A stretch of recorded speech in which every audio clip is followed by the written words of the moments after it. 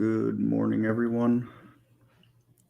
Just check the mic, see if that's working here on the YouTube side and on the trading room side.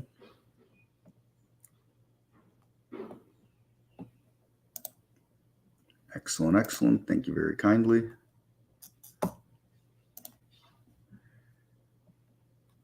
So yeah, same theme as we've had the last several days with Barry currently away. Give me a few minutes. I'll get some upgrades and downgrades posted in the trading room there. Barry is on vacation, Notepad, till I don't remember, the 16th or 17th he comes back. I can't remember which day anymore. So, I've got this race going here, a few other scans. Pre-market highs versus pre-market lows have been running basically all the pre-market. You can see the pre-market lows outweighing at this point, making another move up here again. SPY under a little pressure, I guess. I don't know, I'm gapping down slightly. Got about 1/3% on that.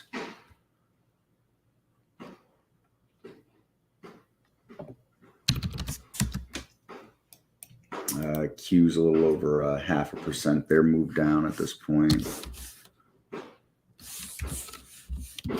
Diamonds, 1/4% down. So I guess, now we wait for the CPI data, I guess comes out tomorrow or something like that.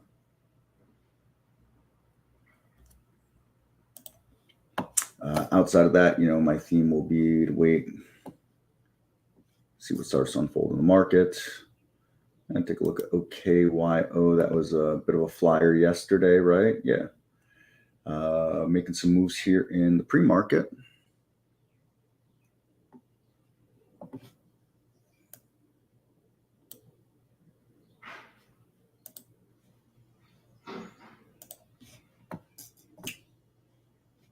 SMX also was a mover yesterday, well below on a percentage basis anyways, high of the day yesterday, so we'll see what manifests for that.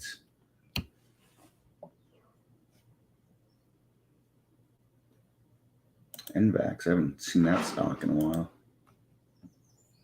All right, well, they've obviously something happened with them, so here comes a lot of volume into it. And we'll see what that manifests here in the open. Trying to gap up into that $10 region, which is obviously going to be a big challenge for it. Now we'll get some, give me a moment here, we'll get some upgrades and downgrades into the alerts.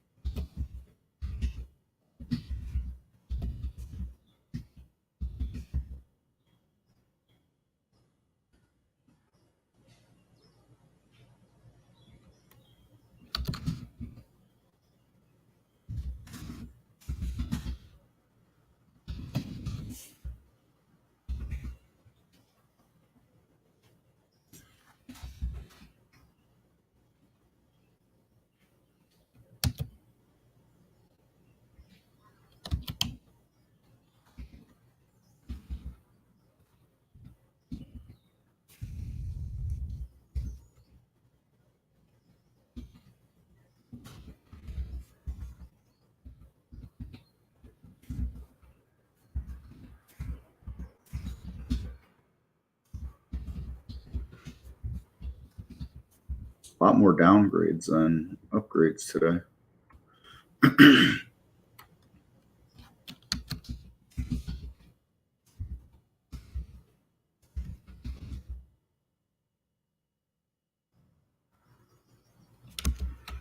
Shop getting a double downgrade today.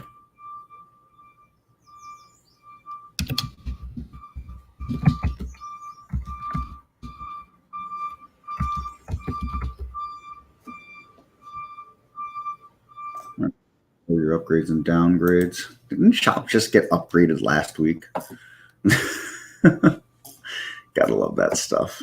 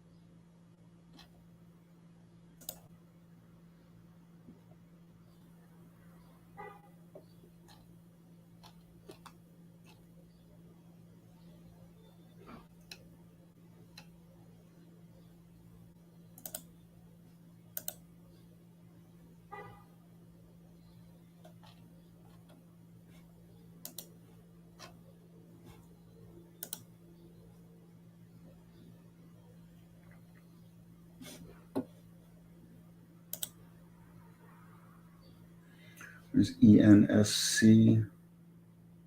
Some pretty big time volume there coming in again. See, came in back here about an hour ago or so. Volume dipped, price dipped, volume up, price back up again. Taking out that pre-market high. Let's see what else is happening. TCRX, big spike here.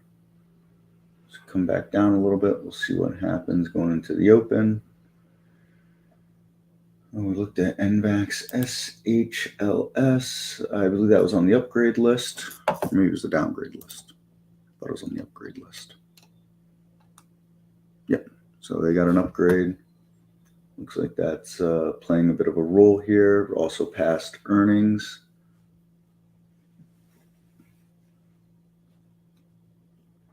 Palantir had earnings. You see how that affected in the post market, kind of fading at this point, still through, the pre-market.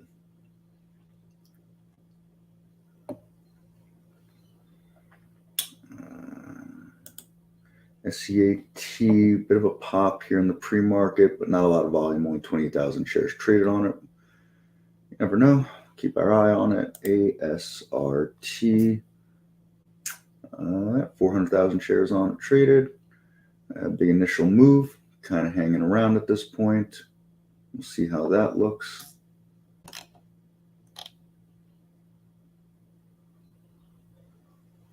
And I skipped some of these really, really low priced ones.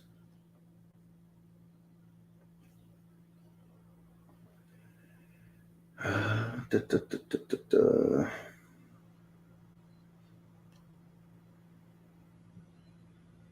And some different ETFs and stuff in here. We'll skip over those.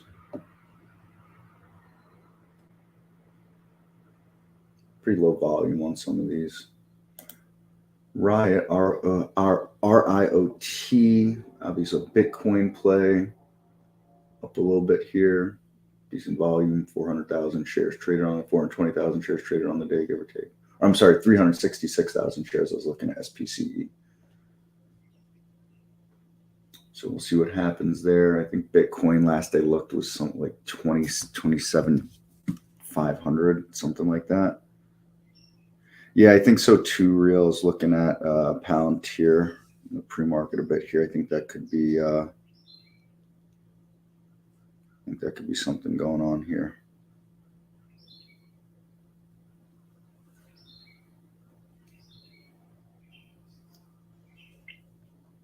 And look at Bitcoin's price real quick. I haven't looked in a couple of hours. I looked at like 5 o'clock this morning. So yeah, it's up a bit now, up 27,700 and change. It was at like 27.2 or 27.4 maybe when I woke up this morning.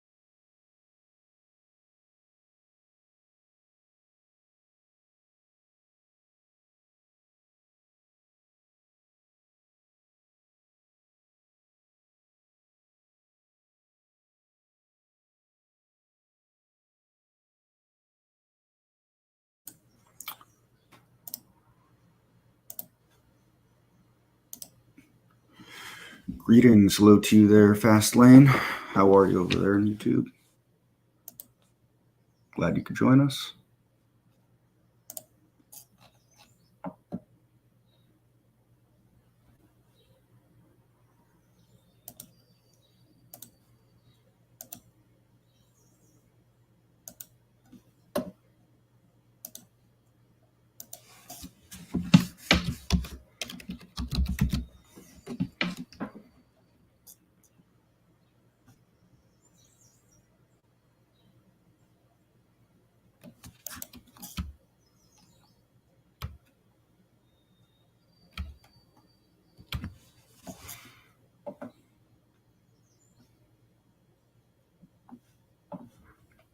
All right, I'm going to make a swap on the layouts now. My regular streaming layout up here.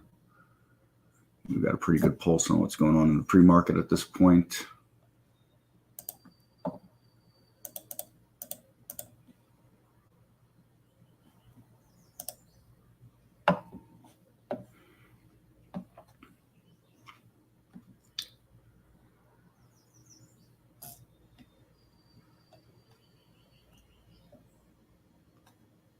So anything you see here, in the evening scan of the position and lifetime range, that's at the close yesterday when the open fires away.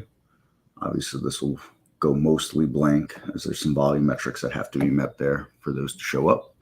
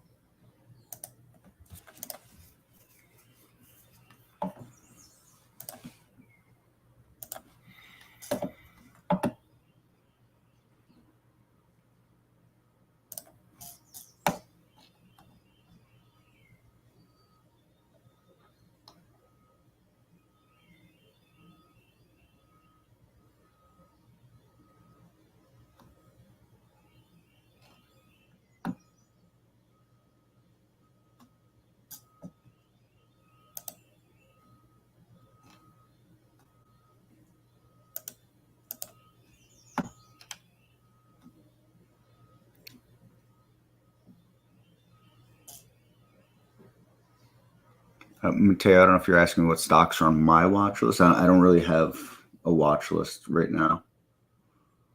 I use, for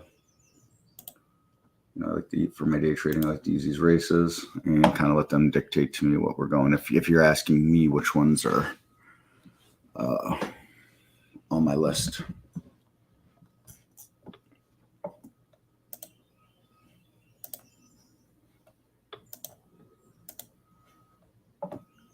My opinion on Palantir, Peter, I don't have an opinion on stocks. I never have an opinion on stocks. I can say it's gapping up on, obviously, I guess, positive reaction to earnings. I have no idea what those earnings were. I don't know if they lost $1 trillion or if they made $1 trillion.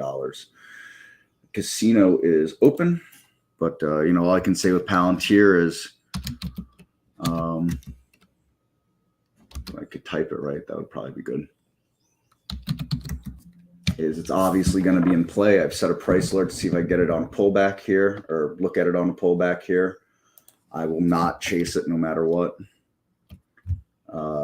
If I were to take an entry, I'm looking at obviously, 970 as being maybe a bit of a challenge here, give or take, whatever. I don't know what the high of that candle was. Yeah, 970. And then, $10 after that being challenges somewhere in there. So I'll sit on my hands, but no opinion on it, other than I obviously know it will be active. So there we can see it's already pulled back below $9. And I'll just wait patiently. If it gives me an opportunity that I like, awesome. And if it doesn't, awesome. Carvana was active active all day yesterday. It's gapped back down a little bit here. Go ahead and set a price alert for that as well. I do kind of one of my favorite setups is stocks that have been active and showing some strength when they gap down, and then but don't gap down a ton, then move up with strength again to try to take out the high of the prior day. It's one of my more favorite day trade setups personally. I feel like it gives me a more well-defined risk scenario that I can manage a little better than stocks that kind of gap up and run away from me. I'm trying to get into those. Just, my personal 2 cents. But,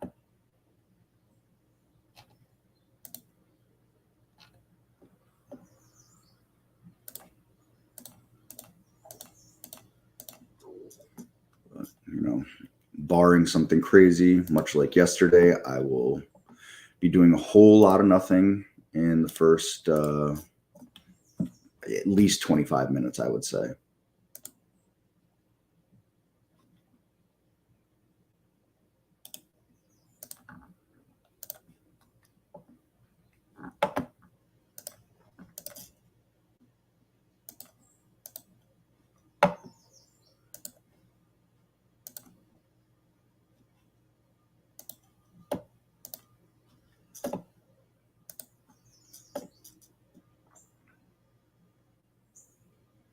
It's TCRX, big gap up, big move here.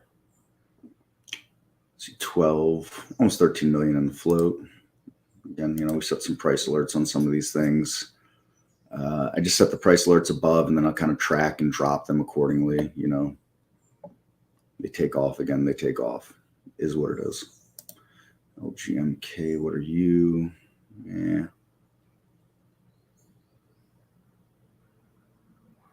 I'll put a price alert on LGMK, but I don't think I'm very interested in it. It's got less than 1 million on the float.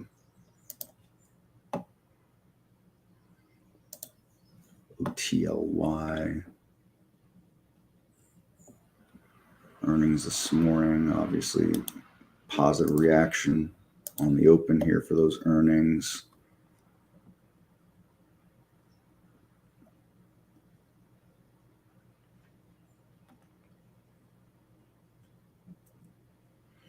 I believe AFRM has been active a couple of days now. Yeah, so this would be the second day continuation. Yeah, second day continuation. So we'll see. So again, this kind of presents something that I like. It gapped down. Trying to take out yesterday's high. Closed near its high yesterday.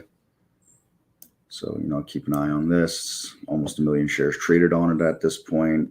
Earnings are in deck today after the close, so we'll see. This is obviously $12 is a big level for it. We look at the daily chart there. SPCE, that's that was one of those high flyers a couple of years ago, right? Yeah. I haven't seen this one in a long time. Completely forgot about this company. So they've got earnings on deck as well. They shot up, had a high of 450 yesterday, it looks like, give or take, 449, whatever it is. So price alert there, obviously a lot of action.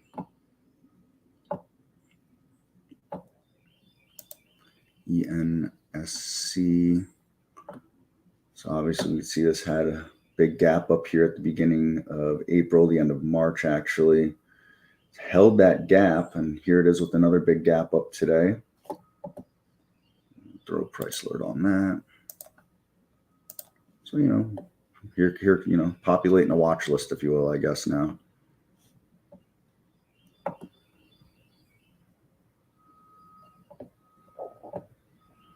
AMC. I have no interest in trading AMC. Just look at the chart real quick here. There's OKYO. Another gap up, well off the high of yesterday. Again, we set some price alerts and kind of just let them work for a while here.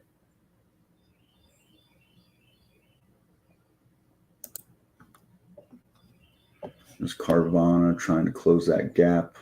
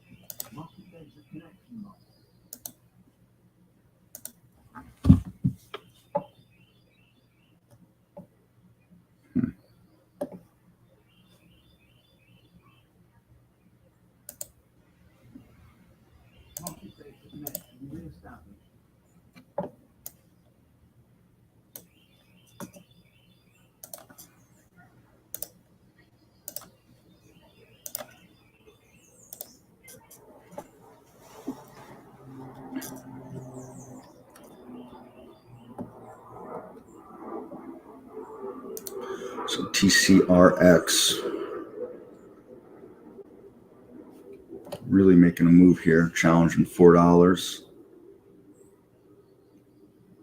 Seen the ask as high as 396.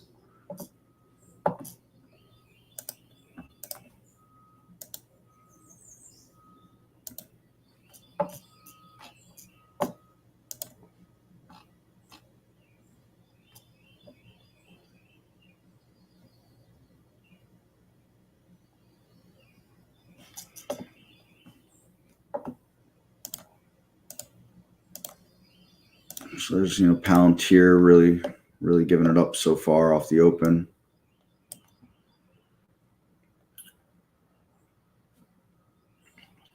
We'll see if that gets a nice bounce or not. Like I said, move price alerts up, move them down.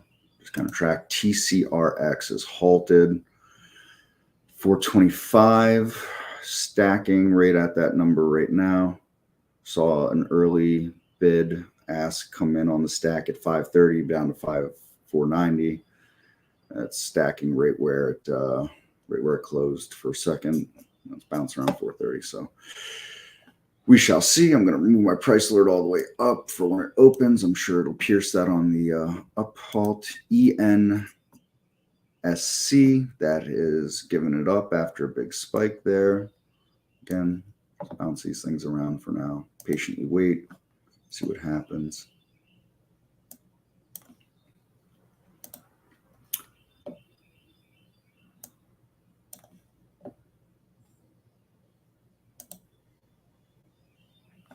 NVAX real strong here on the open, taking out $10 now.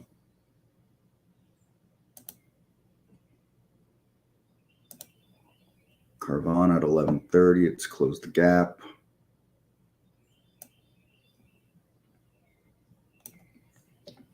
Continue to keep an eye on that there.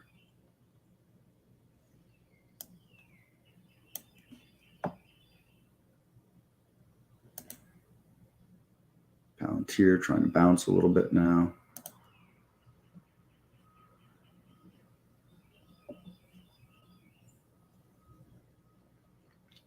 NEO was active in the pre-market.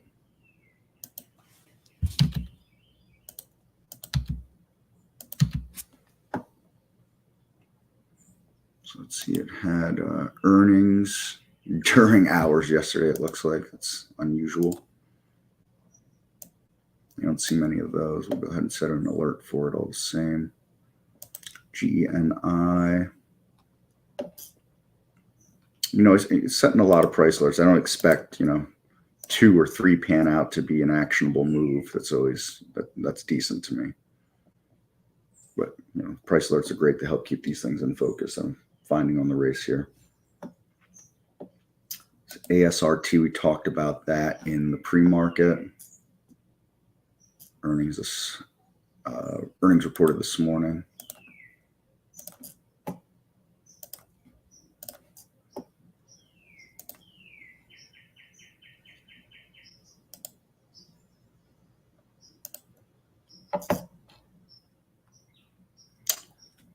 Sorry, Purple Knight, just saw your thing there. Let me see if the Cinco de Mayo is still active. Just give me a second here.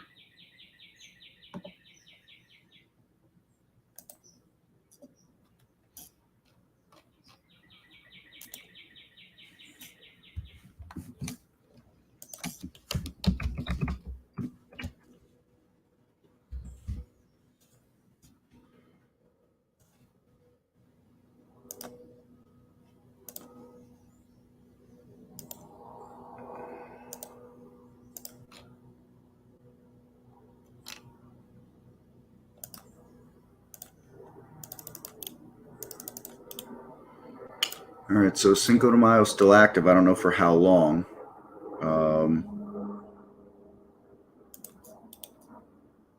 So you can head here to this link. It's 25% off your first month or year. If you're not familiar with the software, you know, or if you're unsure, start with a month, and you could always upgrade to a year, you know, by the end of the first month and still get the discount and prorated and all that. You know, I don't recommend running right into a year unless you are like, holy cow, confident, because it's an all sales final policy. All right. So there that is. I guess I'll put that in YouTube as well, just in case there's someone on YouTube looking. Sale was supposed to end at midnight last night, but anyways, they got it open today for now. I don't know at what time they'll cut that off. So that's there for you if you like. Just go ahead and use that link.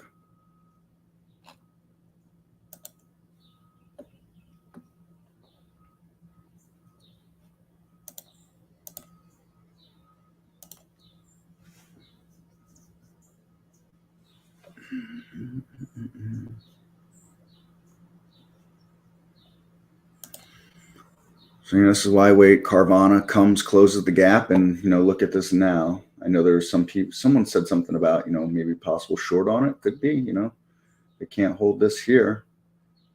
Long way back down to that $9 level, that's for sure. So we'll keep our eye on it. Maybe it bounces, who knows, you know, SPY gap down a bit, it's trying to recover itself. Let's bring over SPY chart real quick so, you know, we can see SPY gap down a little bit. Like I said earlier, I think CPI is out tomorrow, right? For whatever that's worth.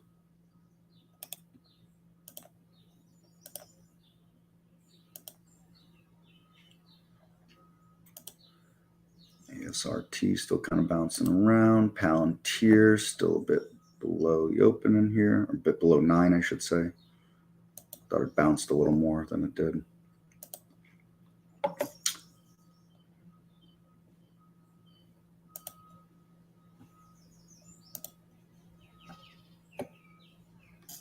LGVN, big spike at the open, popped up over 4, back underneath now. Who's at TCRX, still halted. Should be opening in a moment. If it's a $5, 5-minute halt, I think. Not sure what time it halted.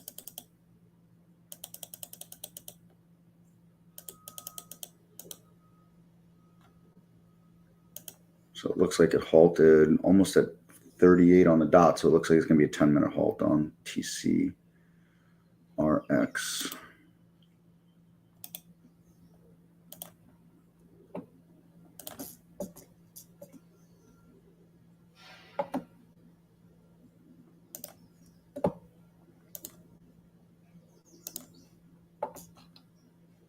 Is my mic on? I think my mic is on. You're welcome, Purple Knight. MP2. Can you all hear me in the trader's room?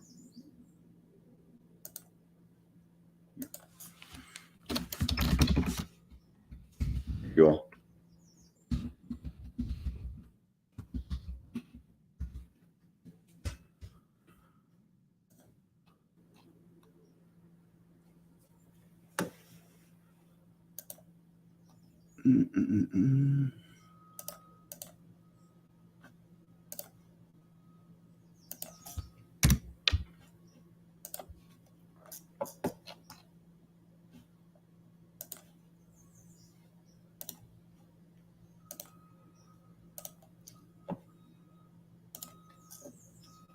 There's NVAX. Close that first 15-minute candle very strong. We'll see what happens from here. ENSC really all over the place. Really all over the place. And we'll see if it can pull back, maybe find itself some support. What happens from there? GNI. Close off the high of that first 15-minute candle. NVAX taking out the high of that first 15-minute candle itself.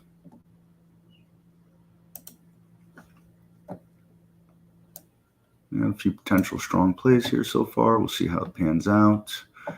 PBI, is that Pitney Bowes? Man, the stock just never goes away, huh? It's like one of the first stocks I ever traded.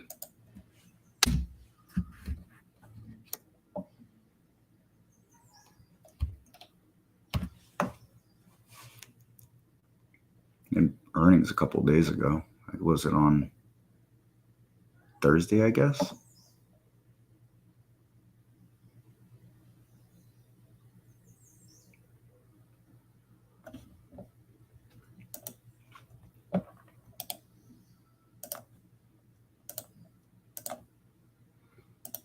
It's Palantir trying to bounce here on the second 15-minute candle.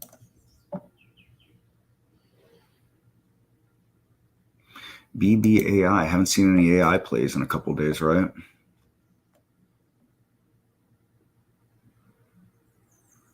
Earnings after hours today.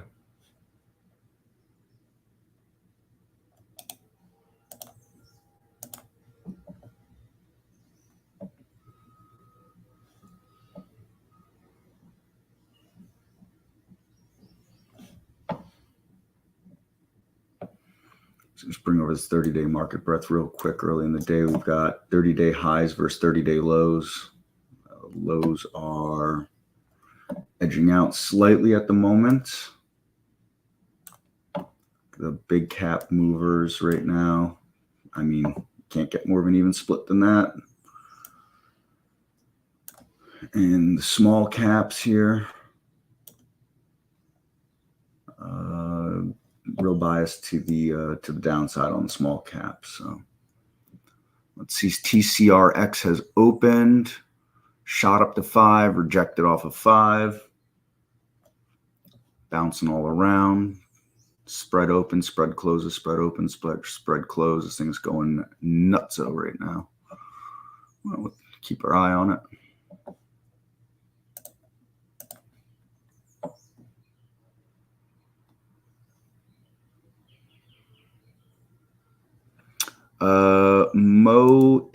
could pop some trade ideas questions in the trade ideas tab, and I will do my best to keep up on those. We do not have a phone support. You can also email us at info@trade-ideas.com at any point. You can get us emails there. One of the first things that, I'm always going to ask, and anybody else will ask in support, is if you watch the Getting Started series. It's 30 minutes, super, super easy, super important, about 10 3-minute videos. So if you haven't watched the Getting Started series, I would highly recommend that. Here's a link to it. Again, it's in the Trade Ideas questions. And then, that may answer quite a few questions off the bat for you, and then come back with some remaining questions or new questions that might open for you as well. But in the Trade Ideas questions, ask away.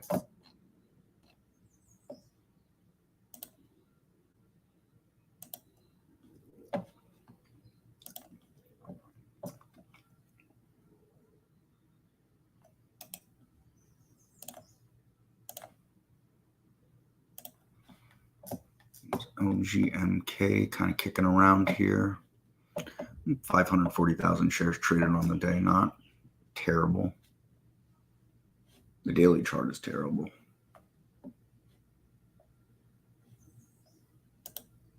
TCRX halt again. Nope, blasted over 5. My goodness.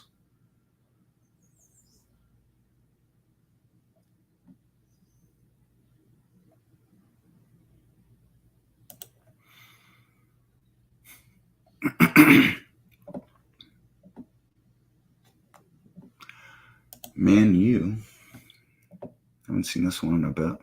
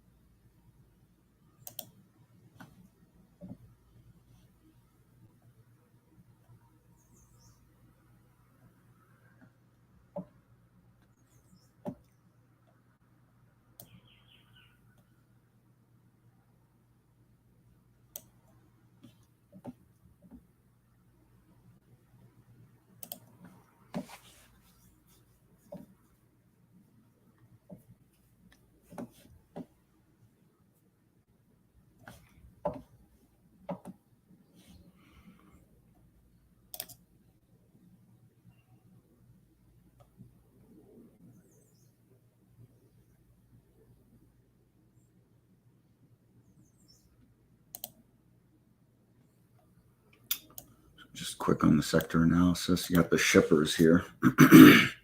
They were a little bit of pre-market action, the shippers. Not sure what that was all about.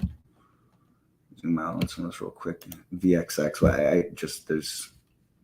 I don't really know anything you could use the VXX for, to be honest.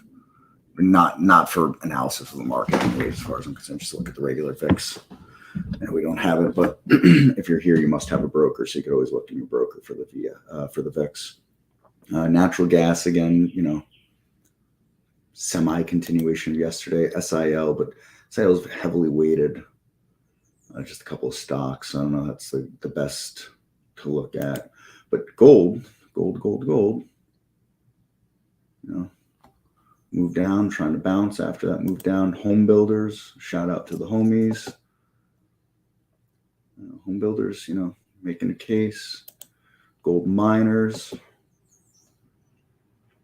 That's where we're finding strength. There's a 20-year bond.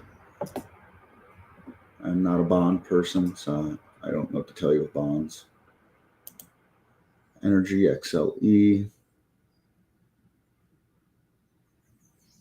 Still not looking great here, the XLE. Junior gold miners, I think we could skip that. We got the healthcare sector here. So I don't know, we'll see what this all pans out to be. Another quick snapshot with the SPY is down about 0.4% right now, kind of just hanging out here on a small gap down.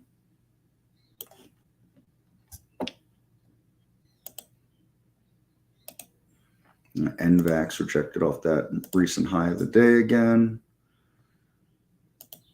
GENI still kind of hanging around that level there. ASRT is taking out 7. See if it can hold that 7. Looks like it's trying to push again. There we go, taking a high of the day again. TCRX settled down a little bit over 5. Of course, this thing could start whipping up all over the place again any moment. LGVN all over the place, absolutely all over the place. It's Palantir setting off a price alert for me, trying to bounce back up to that 9 number.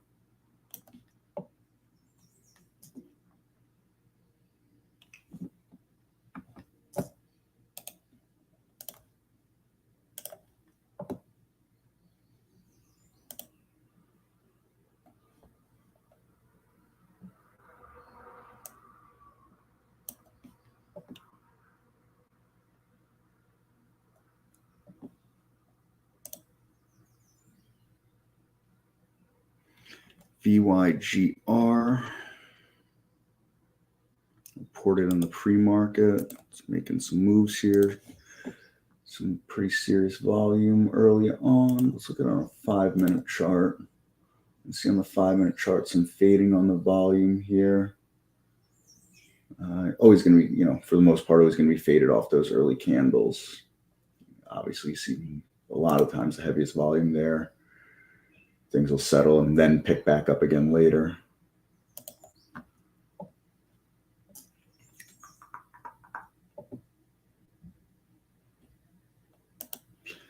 NNOX, who are you? What are you? All right, so this thing has been pretty crazy for a moment here. Zoom back in on that daily chart a little bit. Oh, NNOX, duh, we've been looking at this since I was here on Friday. Duh, Chris. SMFL, who are you? What are you? Yeah. Medicinal, botanical, I'm guessing that's a weed stock.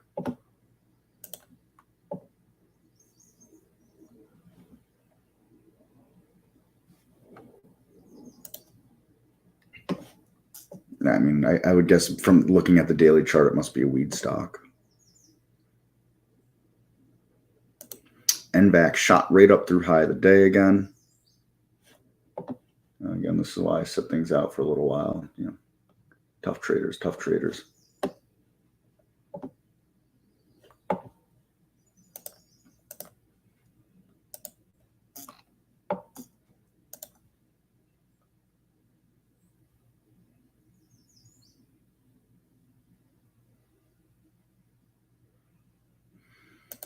Yeah, you're going to need to email Mo. You're going to need to email that email address I gave you, info@trade-ideas.com. The NYSE had audited us. We're still in an audit from the NYSE. They're on a witch hunt for anybody that's a professional that gets flagged in their system as a professional trader and is unregistered as such with any market data providers like ourselves. So there's someone at that email address that can assist you, or you can head to our homepage and you can start a live support chat from our homepage using the orange questions and answers bubble there. So you could either one of those will get you an answer there.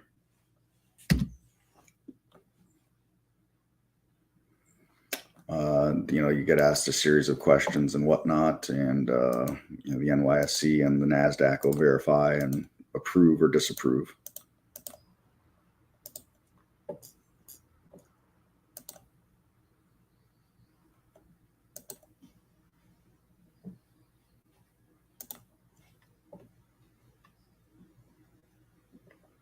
Can I look at ARST? I've been looking at it a bunch. For me, I'm just not going to go chase it right now off the open here. If it can get back over 7 and kind of hold, I probably have a little more interest in it. I do like to look at it multiple time frames to see how extended it is off this 8 EMA on multiple time frames. 5-minute looks a little nicer. 15-minute, obviously, very extended off of it. Volume's held well on it. So, I'm interested in it. The $7 number is obviously going to be a big challenge for it here.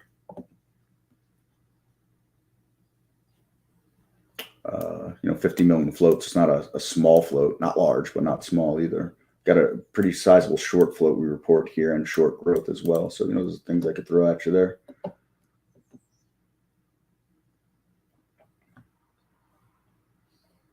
And just close that second 15-minute candle, kind of a positive close I'd consider for that second 15-minute candle's close, opening of the third 15-minute candle.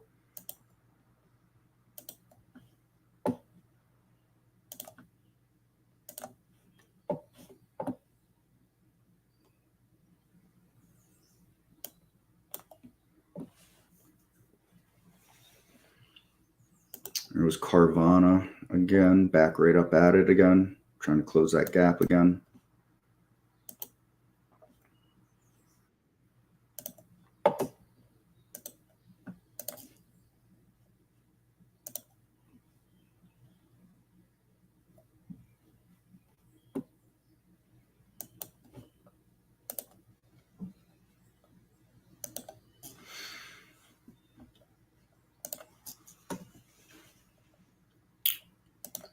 All right there, Mo. I see. It looks like you popped into that support chat and Taylor is taking care of you.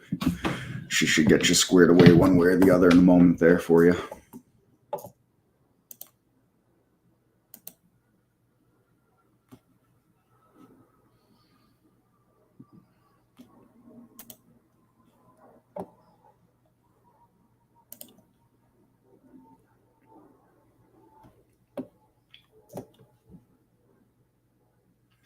NVAC's really running away now for $11. So just bounced off that right there. The ask is at 11. Bang, popped right over it.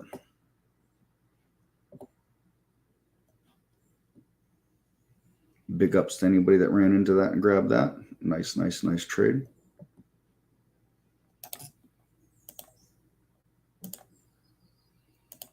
There's Carvana. Close that gap again. Just got up over high of the day. No, sorry, I didn't see that topping shadow on the. It was tough to see right here, the topping shadow. So just bounced off under high of the day.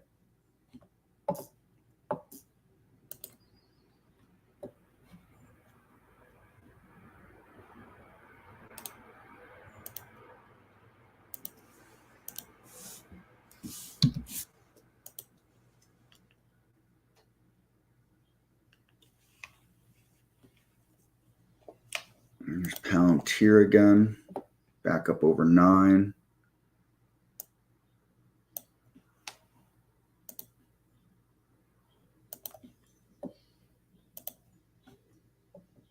ASRT bouncing, up above 7, below 7, above 7, below 7.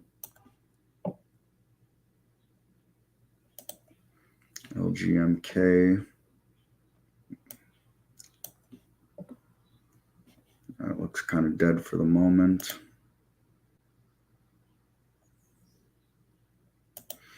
LGVN, still kind of bouncing around up here around that $4 number. GENI, 480 and change seems to be a bear for it. Look on the daily chart. You can see that's a level of some significance.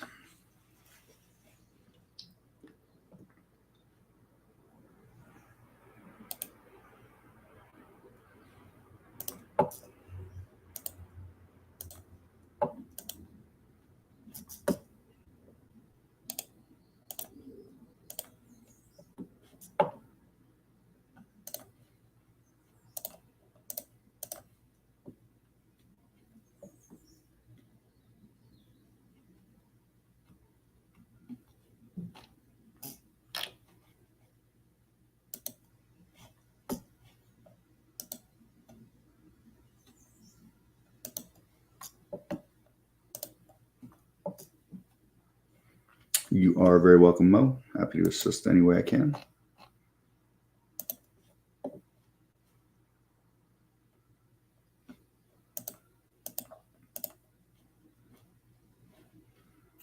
Palantir again. Back up over 9, trying to look strong, looking brave.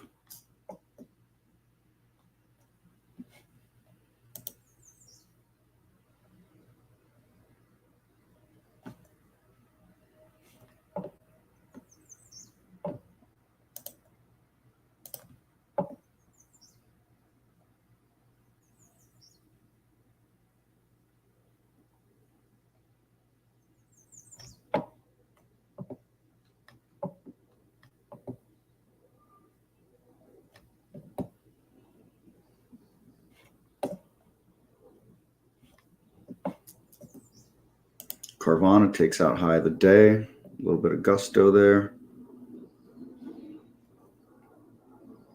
Still off yesterday's high of the day.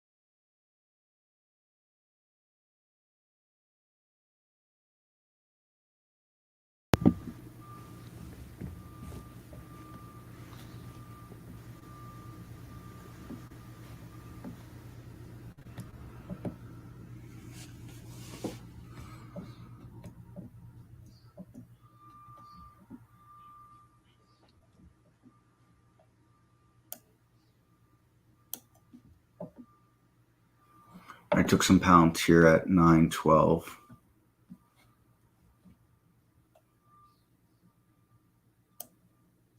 Which shows any weakness on that high of the day, I will close quickly.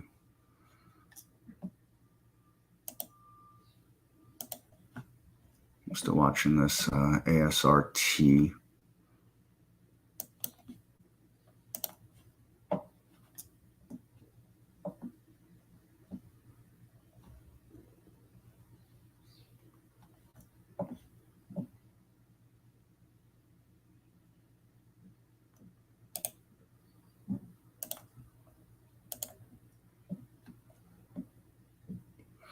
SPY showing a little weakness right now, so I may be quick to close this Palantir just in case the market somehow gets a hold of it.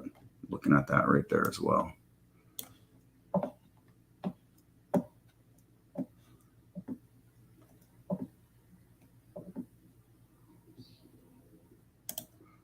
ASRT back above 7 again.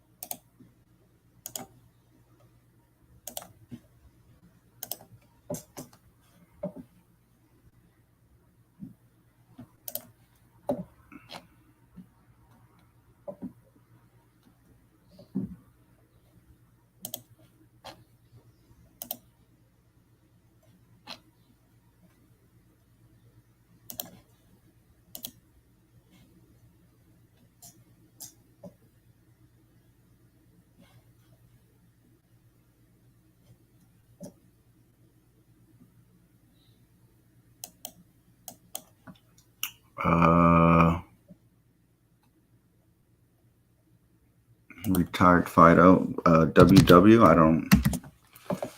I haven't looked at it. Sorry. I don't see any reason to enter it here. Looks weak. Looks like it topped out. Rejected off that 10 level, back below 8 now. There's nothing there for me. If you have some kind of plan for it, by all means execute it. But I'm not seeing it on WW at this moment.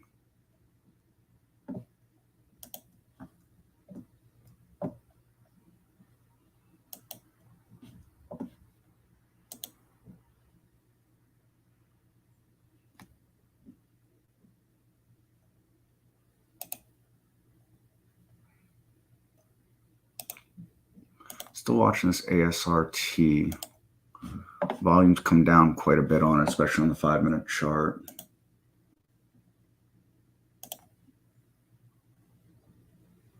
So I keep my eye on it when I'm not running after it.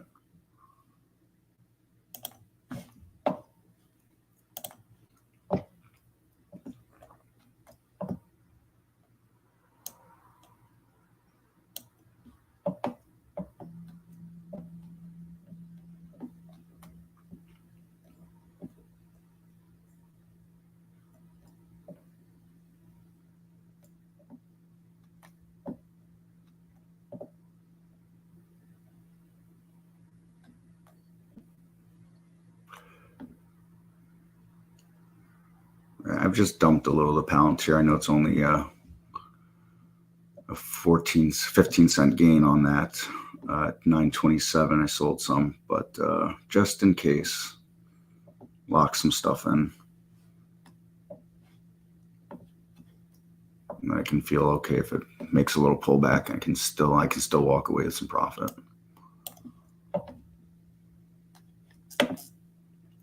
Carvana is still kind of struggling here, trying to get above that high of the day from yesterday.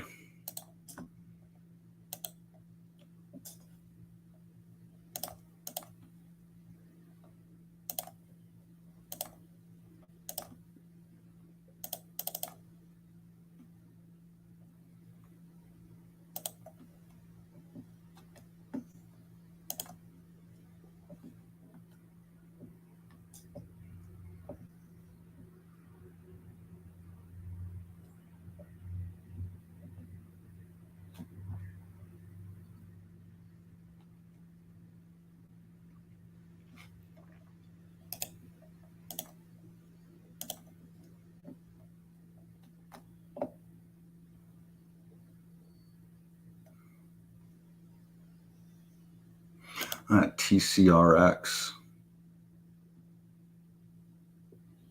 Keep on keeping on there, right?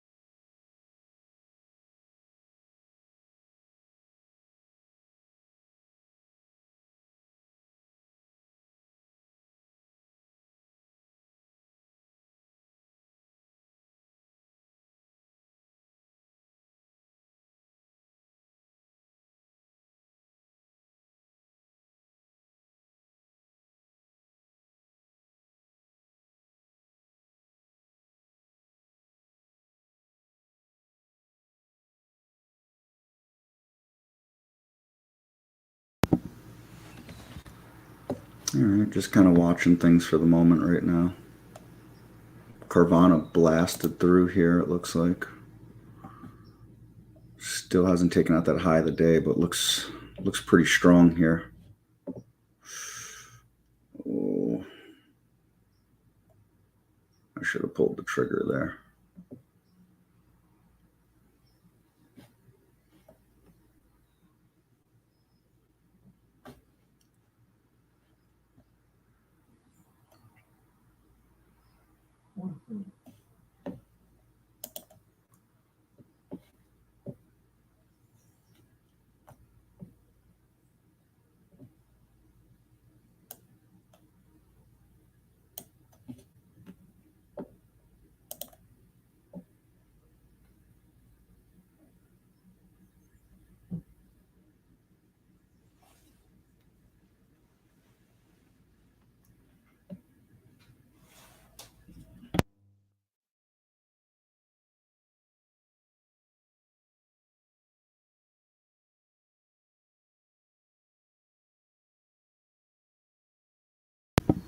All right, I sold a little more of that pound here. I don't know about it getting through high of the day.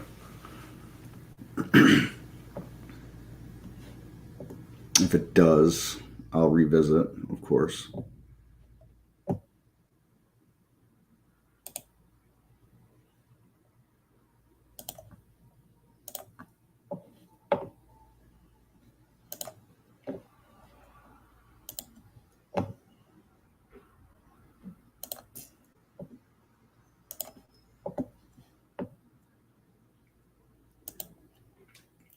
This is AFRM. Again, reporting after hours today, trying to take out the high of the day, and got my eye on that.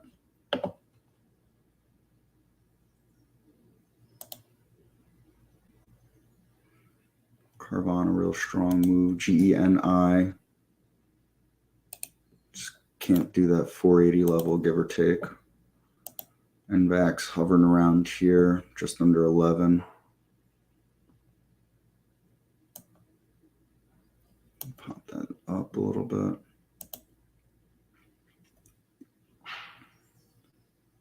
Very nice strong move for Carvana.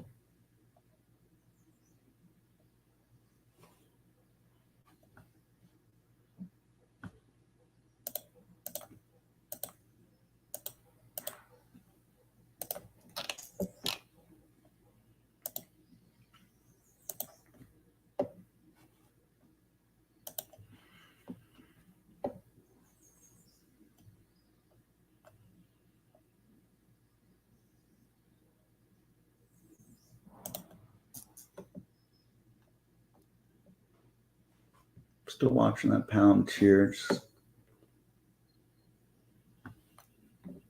contemplating a re-entry here if it can break that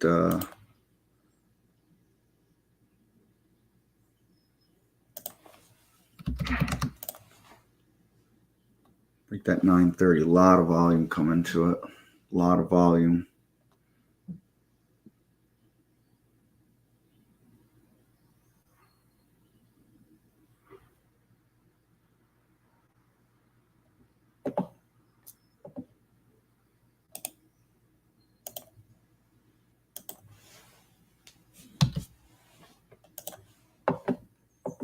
There it is, broke 930.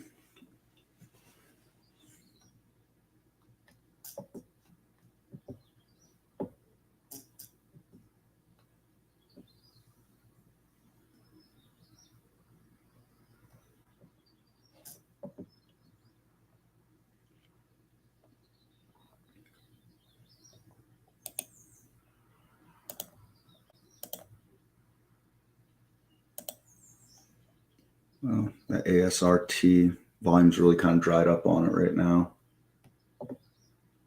under that 7 number.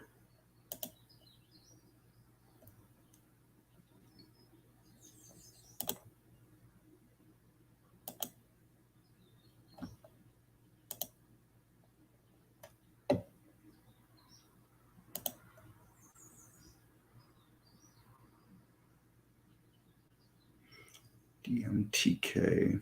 Yeah.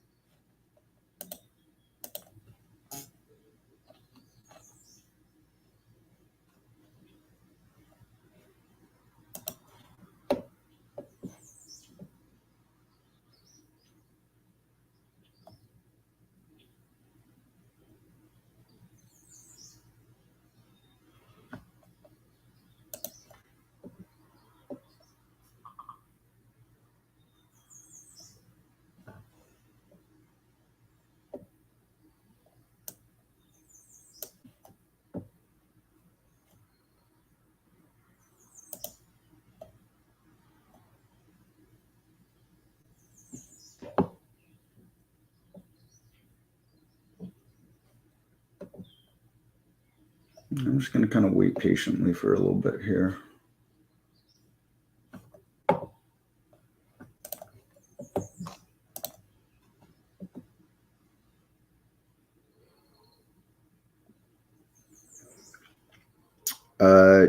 Jake, it could be something to do with the connection coming in from work. It's a Google API, so I'm not sure what limitations your connection may have there. I'm no expert on that stuff. You could send in an email and tag. One of us will tag the dev department in it. But there's a lot of varying factors that could be causing the issue.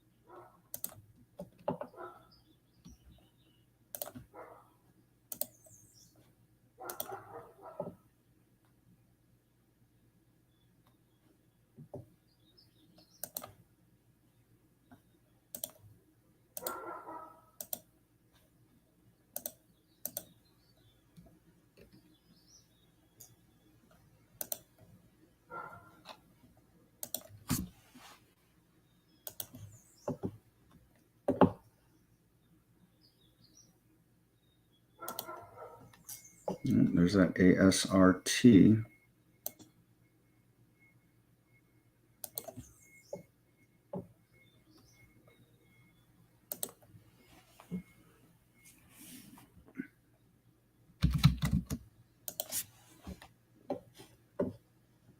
Again, looking at the volume on this, though. I'd like to see more volume here. like to see a little stronger.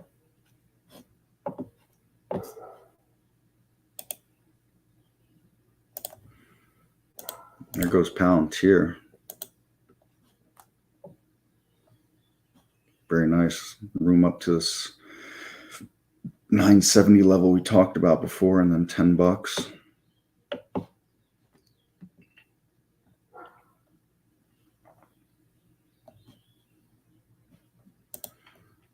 DMTK, I looked at that. Yeah, not a lot of volume still for me.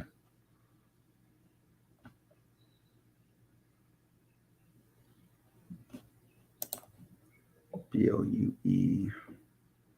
It's medical stuff, right? Yeah, biological. Reported in the pre-market today. We'll set a price alert. I don't know about that one. Sava, have not seen Sava in a while. Not much volume there either. 500,000 shares traded. GENI bouncing back up again.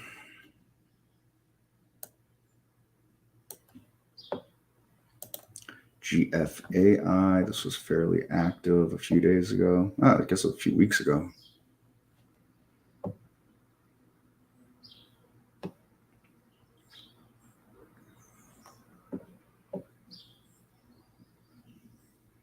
And there's ASRT right back under 7 again. So that's why we stay patient.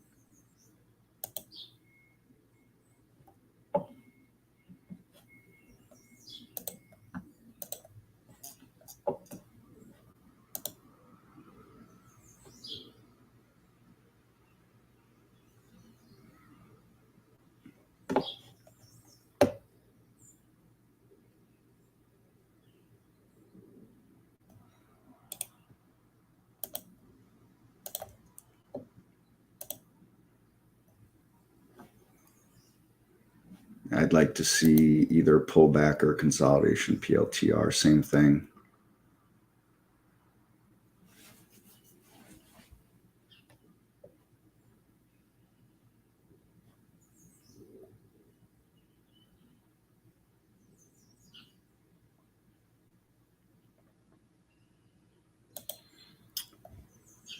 AFRM kicking around that high of the day still.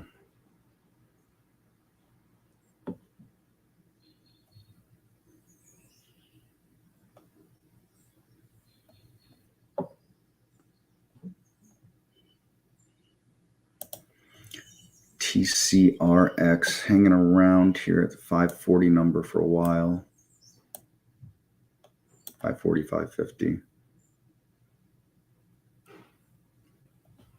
Just going to kind of watch that a little bit here.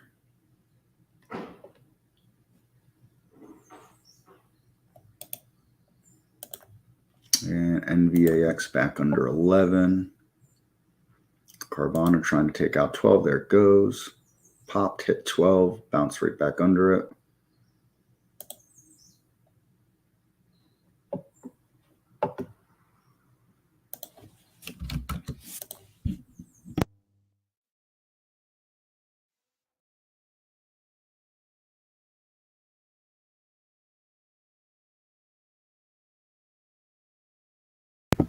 My strategy for stop losses, whole numbers a few cents under whole numbers sometimes if it's around the whole number. Trailing 8 EMA sometimes on the 5 minute, sometimes on the 15 minute, depending on how I feel like share size. Depending on how I share size based on, where I think the upside could be, weighs heavily on where I'm going to use that, and above a VWAP. If it's trading above the VWAP, then maybe a few pennies under a trailing VWAP too. A few different things that I do for that. Outside of there also being some kind of obvious kind of resistance level or support level, I won't necessarily use that, but maybe within a few cents of that as well. I'm not one of those, there's algo stop hunters. Maybe there is, maybe there isn't. There's a case to be made for all that, but I'm not gonna worry about that stuff. But if there's a level that looks like it'd be an obvious stop for a lot of people, you don't want cascading stops to get hit, or stops get hit and it leads to a cascade that gets down to you as well. So Those are the kinds of things that I look at. And then, you know, I risk the same amount of money basically every trade. And so I share size accordingly to what those are, you know, give or take $5 or something like that. Watching this ASRT real close right now. Volume came right back up into it again. All right, I grabbed some at 707 on the ASRT. I wanted a 706, Phil. 707.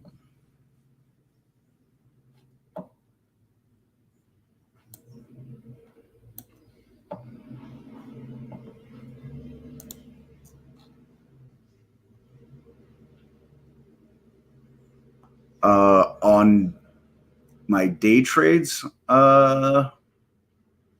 it really just depends. Like this ASRT, you know, probably somewhere around 697.5, you know, based on this 5-minute EMA. You know, it's going to be a stop for me. You know, it's tight. On something like this, I kind of share size a little larger. You know, and so right now I'm looking at it right here. Any weakness, I'll just close it. You know, I'm going to walk away with a couple of bucks. I'm happy with it. You know, people call Barry a scalper. I can really be a scalper. I was a terrible day trader. My first 3 years trading. After 2 years, I basically just stopped day trading. Period. And I moved to more kind of swing scalp, a lot of stuff at the end of the day. Trying to ride the momentum, but we also had a lovely bull market that was allowing me to, you know, buy stuff that closed strong, and it was just everything seemed to gap up the next day more often than not for me. So, you know, rising tide lifts all boats. I was no genius, but you know, as time went on, I was able to refine things a little better, get better results, and then when the market kind of flipped around last January, February, as market breadth deteriorated underneath in January, February of 2022, swing trading wasn't working as well for me. You know, I was closing winners for a lot less.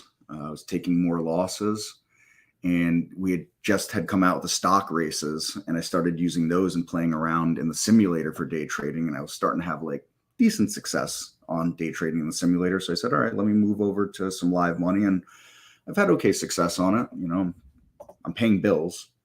I'd love for us to get back to a bull market, and it would make me feel a lot better about myself. But I think that's everybody.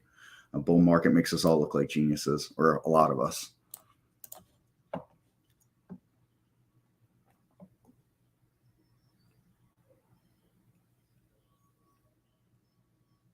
Yeah, you're very welcome, PS25. Is there a way if I click on my position brokerage plus window that the order entry box?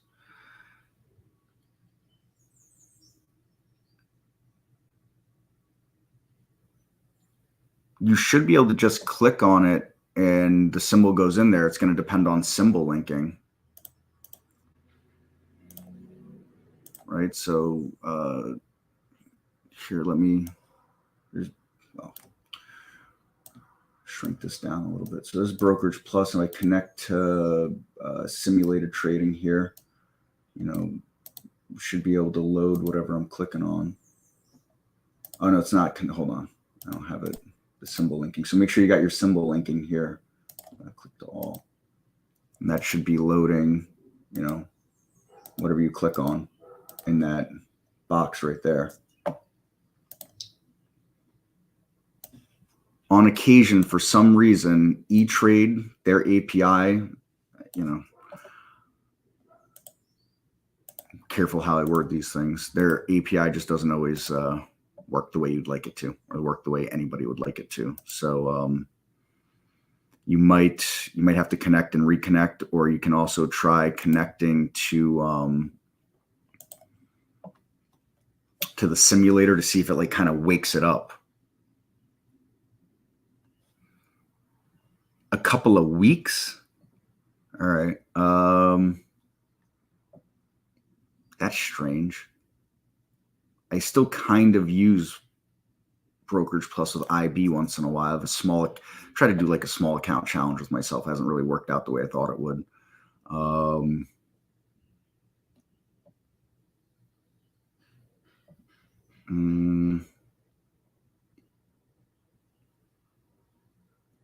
can you get like a decent video capture of it,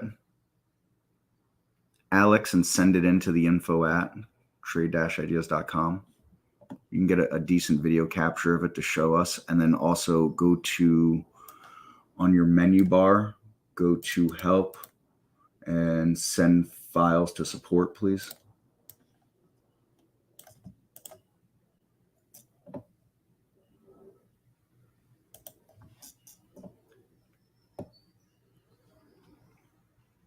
So Palantir has pulled back a bit here.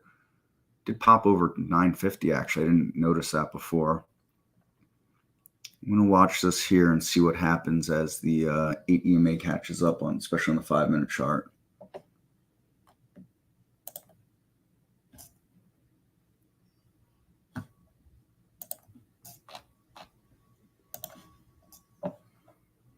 ASRT is taking out high of the day. Looking left, I'm not sure where the next resistance level is here. Let's go to a weekly chart and see if that gives me anything. Nothing on a weekly chart, a monthly chart.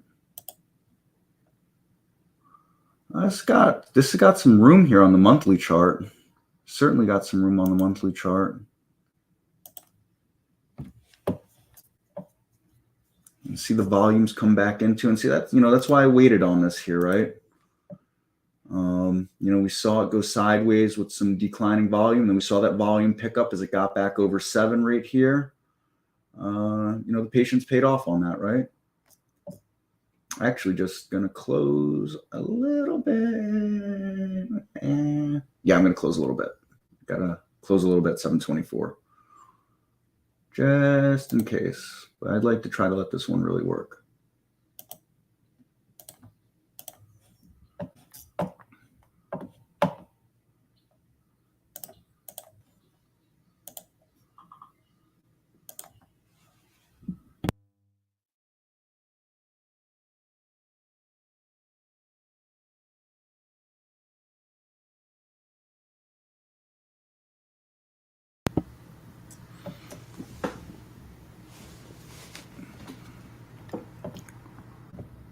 Again, though, I'm one of those people, we start to get some kind of pullback, I'll close it quickly. Just probably the thing with trading I still struggle the most is letting my winners run.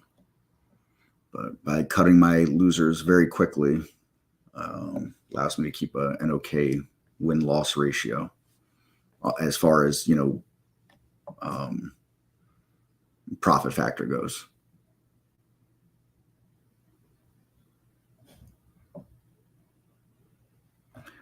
Send the video to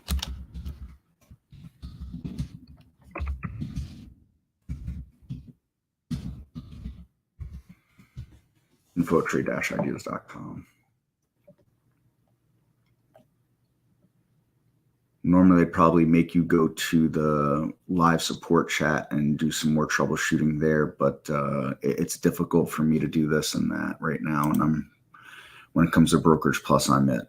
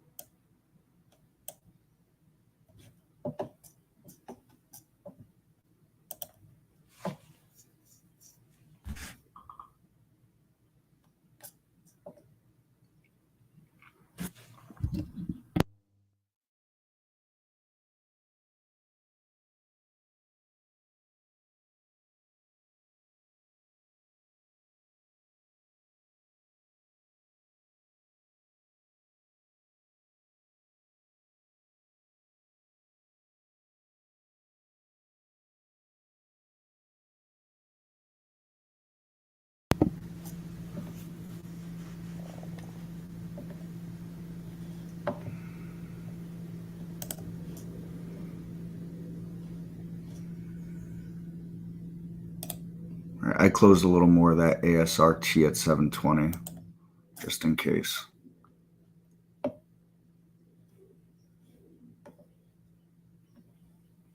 Maybe I'll kick myself. I don't know. Probably will. Well, market's still chopping around here. You never know when the market's all of a sudden going to grab a hold of your stock.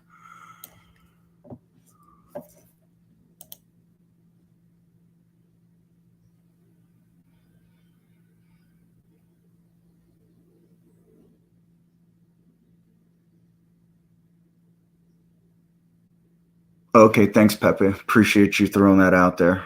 So I don't know if you just saw that, Alex there. Pepe said if you reselect symbol linking or change to another color and change it back in the Brokerage Plus window, that fixes it for him. I wonder if there's a bug with that. I'll see if I can test that and get it to trigger and get that over to the people smarter than me. So this GENI, I lost track of this one. It's popped up over that 480, 485. Trying to make a salt on $5 there. You see a little bit, volume kind of leveled off here on the 15-minute chart. You can see a little blip pop up on that 5-minute chart there. I don't know that I'm not going to enter anything else right now. Just manage this ASRT, Palantir treated me okay. It's now since pulled back.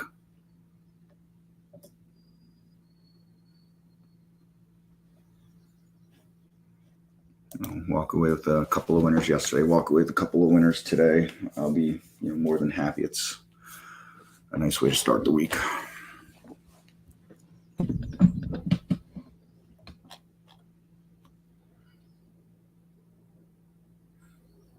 How do you reselect the symbol linking?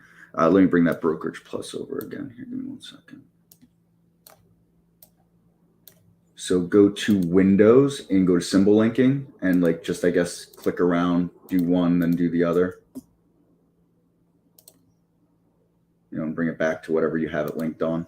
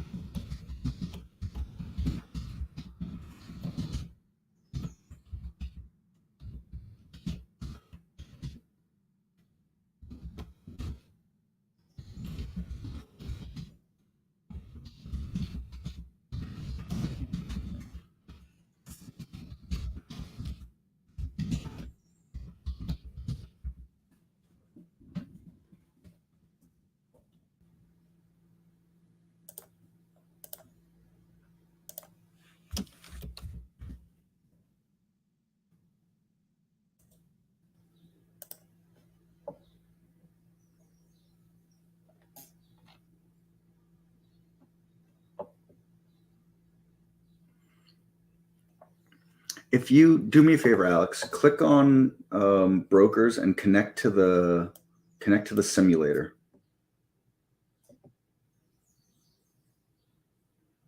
Can you see your positions in there?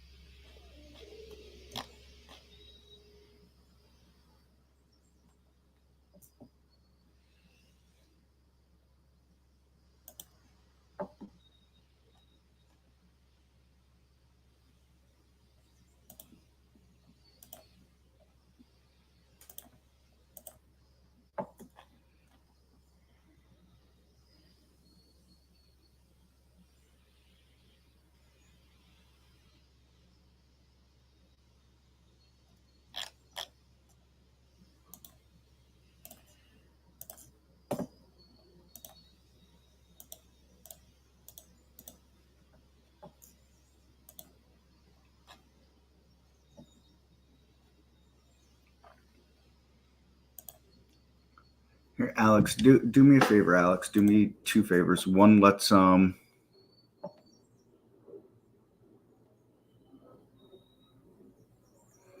the Alex. So for the platform questions, if we can move them to the trade ideas questions tab instead of the general market one, and then if you can come to our live support chat on our homepage, all right, and start a live support chat. Do you know how to do that? Use the orange questions and answers bubble.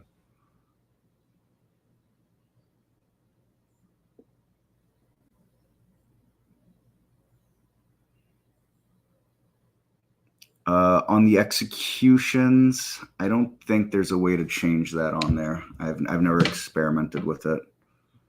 I think you're talking about the executions here. I don't think there's any way to do that. Maybe double click the price column.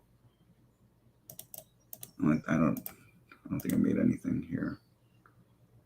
Yeah, I haven't made any trades in the simulator.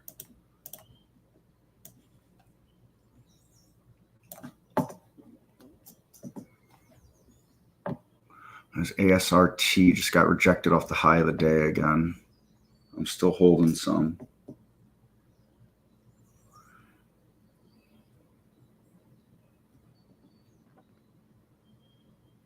If it dips to 720 again, I might close a little bit more. I'm lying. If it dips to 720 again, I'm going to close a bit more. No might about it. JKS, huh? It's a chart I haven't looked at in a long time. Woof. Wow. That is a serious move.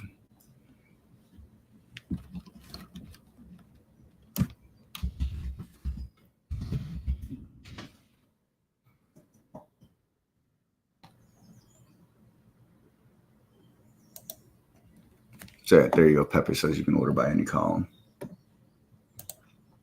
So just double click the column. I would surmise it works like the like ordering on a top list.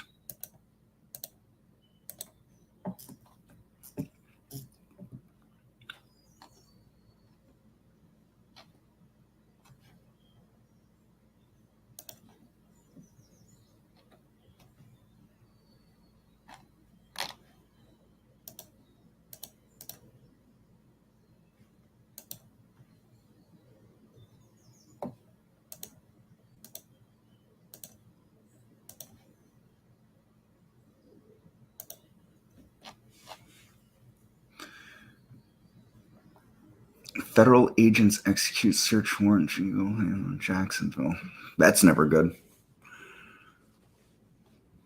I don't think you often hear a federal warrant being executed and something positive coming from it for the people that had it executed on. Watch this Palantir still. It's back up at that 940 level, but a bit of declining volume here. Still has me very interested.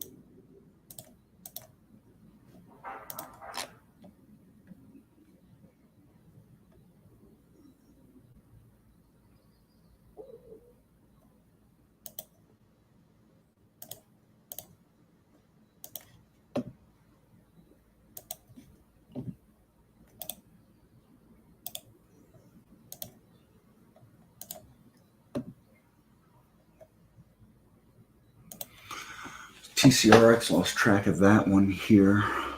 Came back down under 5.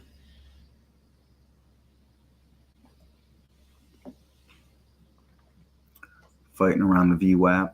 It's 497, I think is the VWAP, right? Yeah. Yeah, 497 for the VWAP.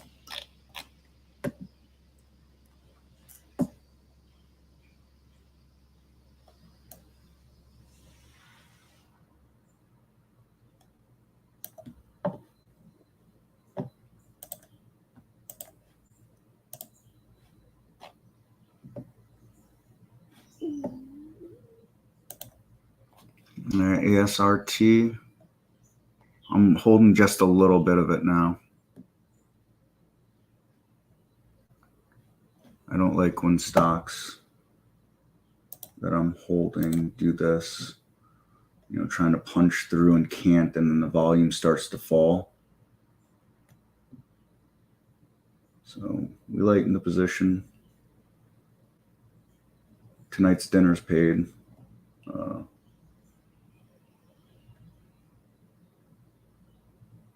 We'll see what happens with the rest of it here. I won't let the rest of the position turn negative, obviously. LG VN. I lost track of that one here too, involved in everything else. This is, just not for me. Huge swings. Yeah, you share size accordingly, but going to pass for me. There's been too many other nice looking plays out there today. Carvana, ASRT, Palantir. More quote unquote friendly charts. BLUE. Nice break off of that level I set the price alert on here.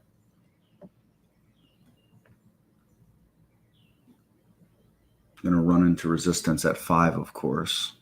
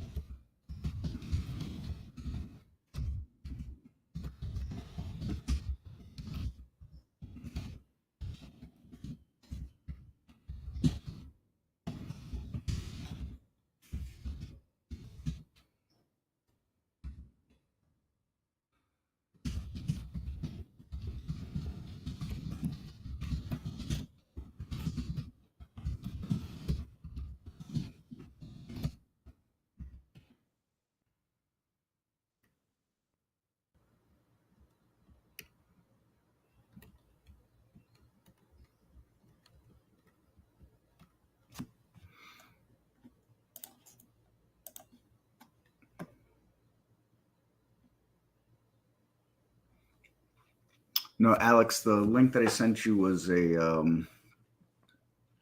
our email. If to start the live chat, go to our homepage, and on the orange questions and answers bubble, start a live chat.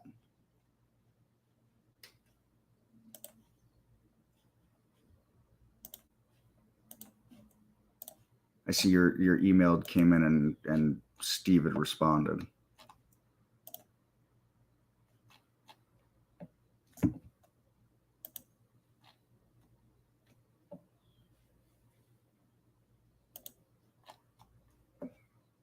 So it'll look like this. Hold on. On our homepage,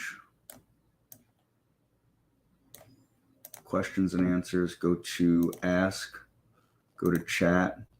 It's going to ask you for, just put Chris V here, and then it'll ask you for an email. Put the valid email, and it'll drop you in the live chat, and I'll pick you up from there.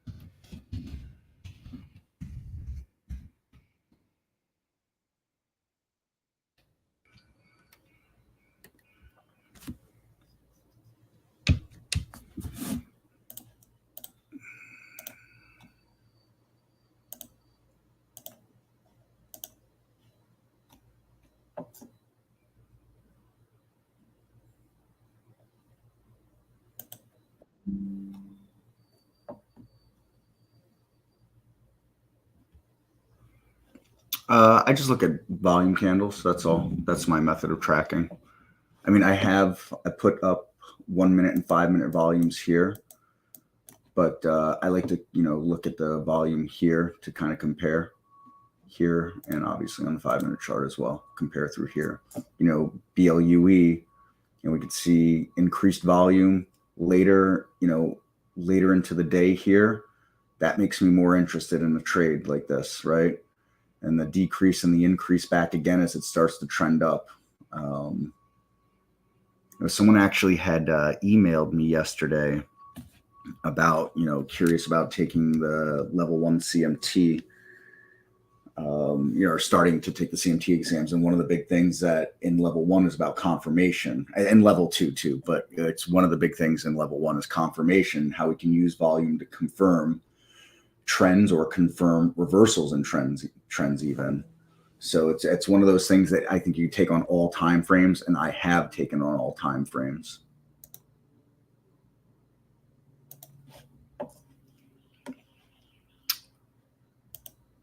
So yeah, Alex, I've got the chat open. Whenever you can start that live chat, go ahead, and like I said, I'll pick you up in the chat, and we'll try something.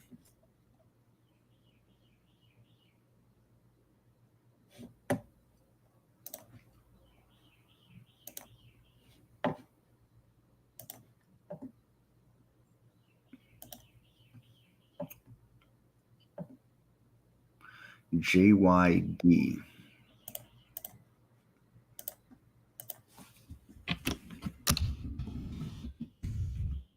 I'm going to put myself on mute here for a few minutes while I'm working this chat. All right.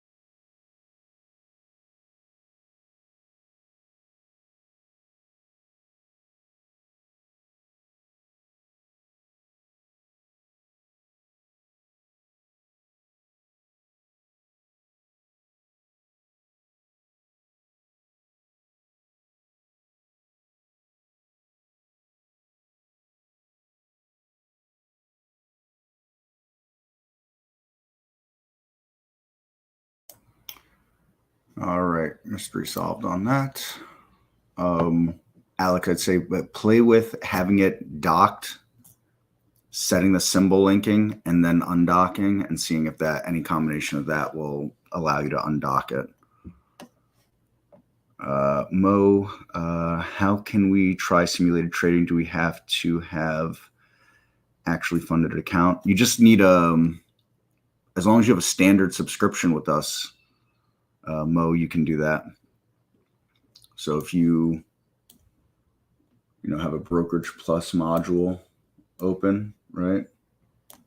You go brokers, connect, all right? Then you have to connect the account afterwards. It's connect the broker, then connect the account. And, we could click on anything and I could say, gee, I think I want to take this. Apparently, now I can't get the link. Oh, I know why. Oh, Christopher. There we go. I could say, gee, I want to take, I don't know, 500 shares here on this $5 break. Bang, send, and there's blue, buy, filled. There it shows up there. Got it at 502, and I've got my position there. If I want to sell, I could sell, and or I could click on the position, and I could go sell, and I could quarter of the position or half the position, 500, the whole thing, or customize what I want. I want to sell 163 shares, whatever it is. Do I want to limit, market, so on and so forth, send it. It comes with, I think it starts at $100,000, the simulated trading.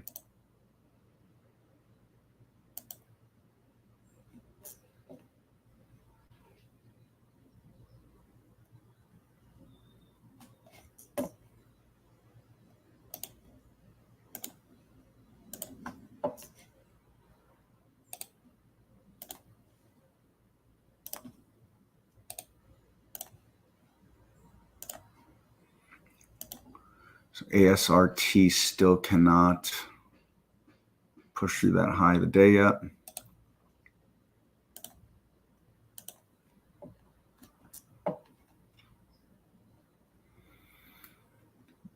Oh, wow. AFRM, that thing really took off, huh? We talked about this a whole bunch above that high of the day. I lost track of it here with some of what we got going on. Very nice move. Very, very nice move. You got it, Mo. And just, sometimes I don't always see things right away. So, I'm bouncing between a lot of things right now. Between about 20 emails and 6 different chats that I have open. So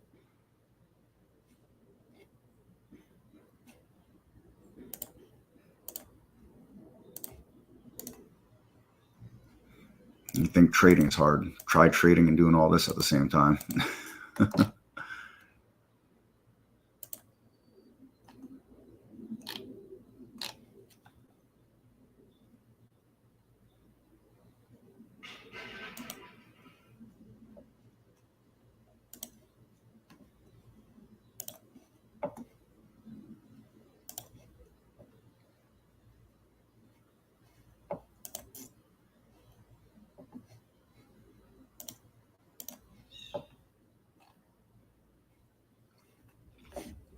So Barry listens to music and does all this at the same time. My brain cannot handle that bandwidth. I can listen to music when I trade, but I can't listen to music, talk, trade, and do all this other stuff.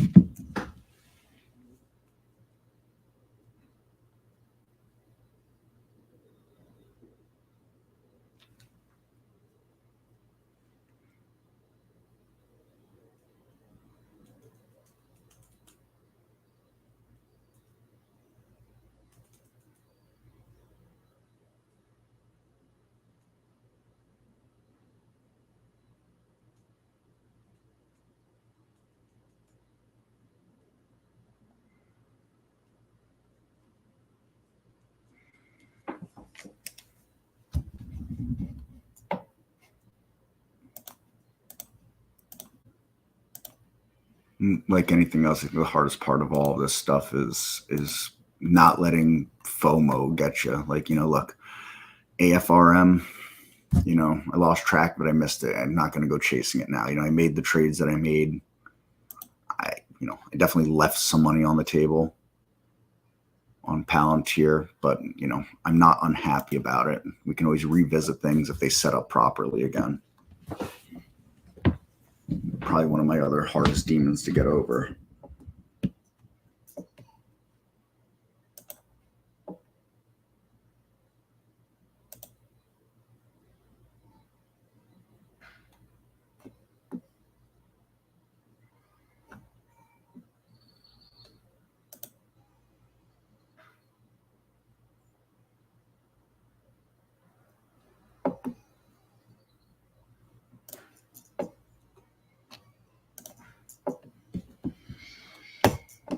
Let's see. So TCRX set off a price alert a moment ago for me. I was a little late to the party on that there.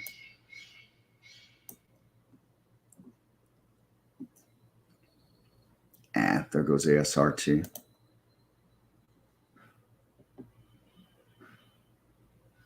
I still got some on here.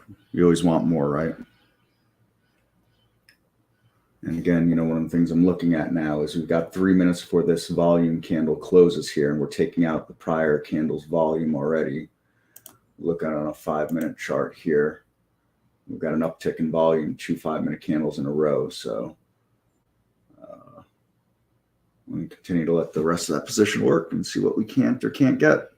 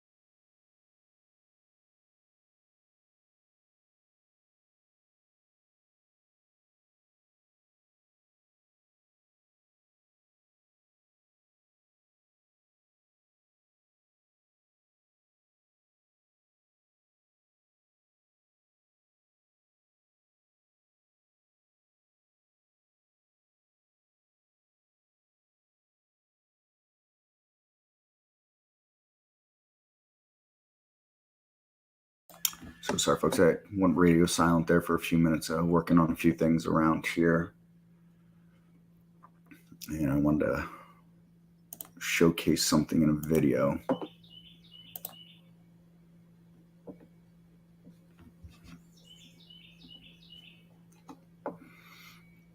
Just really watching all the same stuff that I've been watching. I closed ASRT on that before it pulled back to my entry there. That's really it right now.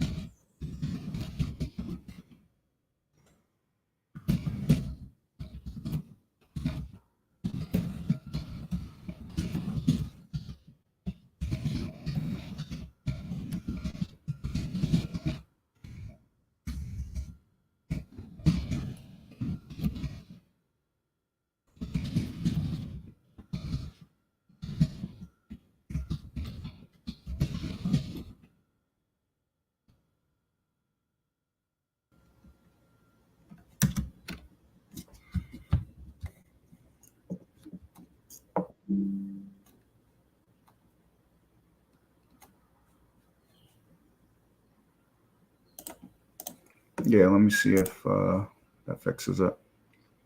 Or hold on, let me reload my audio.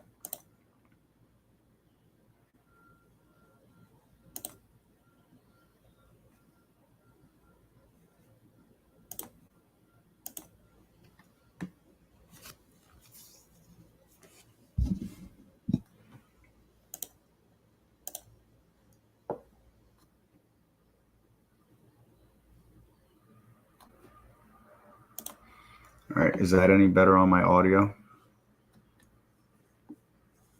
Also, Mo, the difference is the D means a daily chart, 15 means a 15-minute chart. So each candle would be representing, each one of these candles represents a day. Each one of these represents 15 minutes.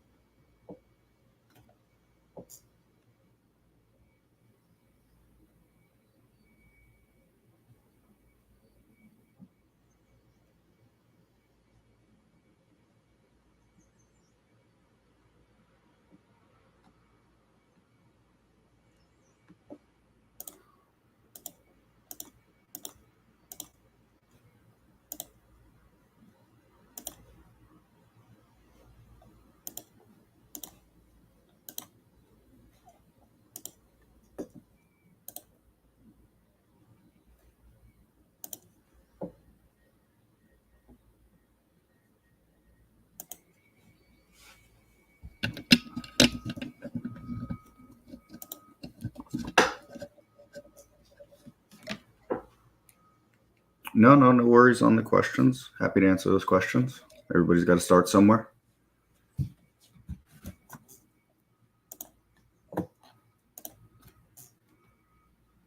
Not really much better. Try something else.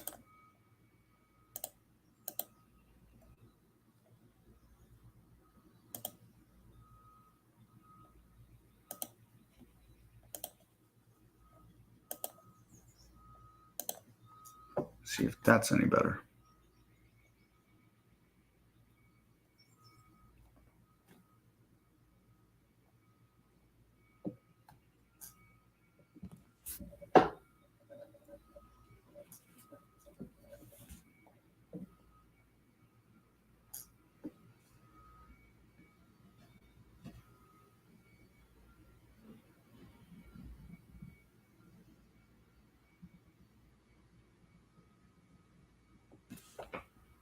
I was furiously typing an email.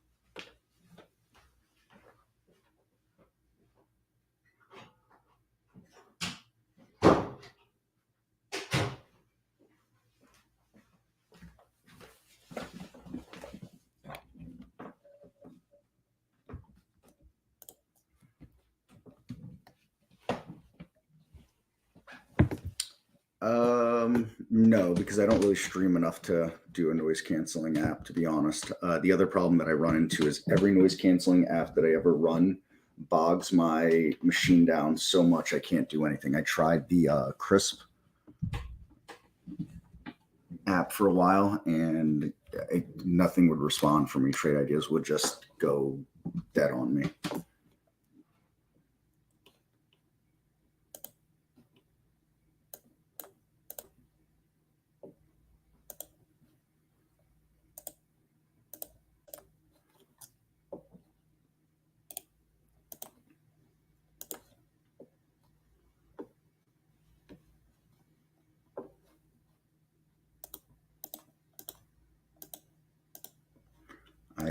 I closed all my windows and doors though, so hopefully some of the noise from the construction, I think maybe some of it had been that. Yeah, so that's probably what it was. They're drilling across the street.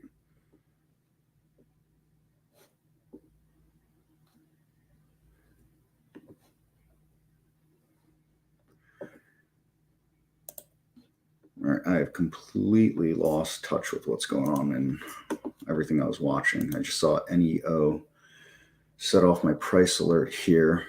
So we saw that very early in the day. That huge topping shadow, just getting back to that level now, up a cool 23% on the day.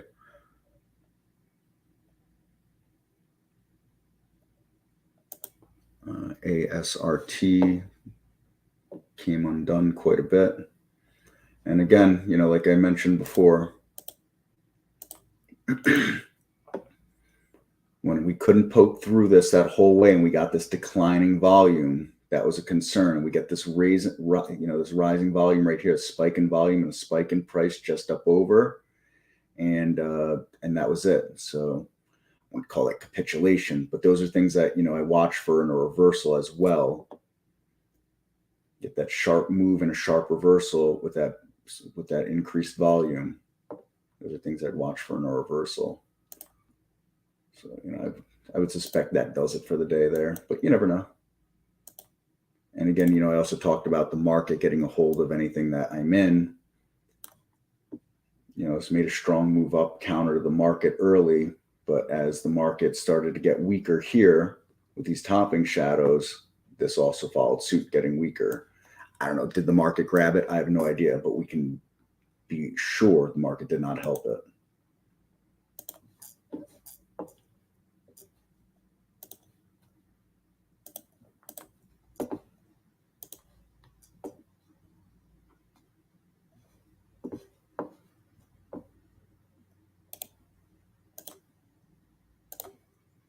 Let's see, OTLY, not much doing there.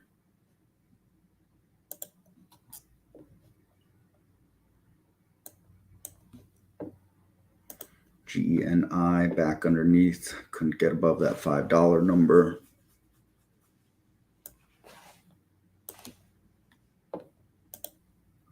Blue kind of plugging along here still.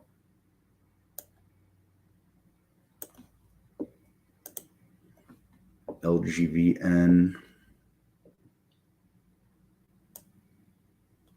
that big move up, big move back down again.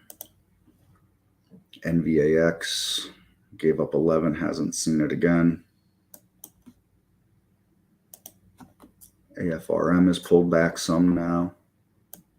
So I think we're seeing kind of a theme here.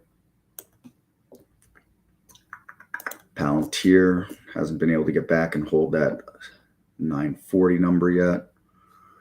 That's why I reset these price alerts. Don't go to sleep on it.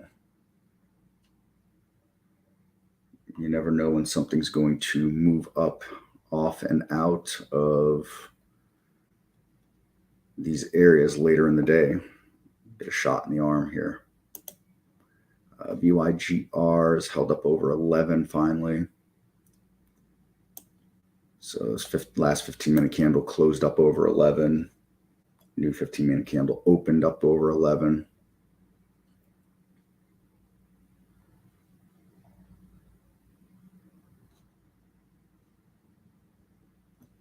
If anything's looking strong right now, maybe be that right now. The group that we just looked at. Again, I'm just going to sit around not doing much.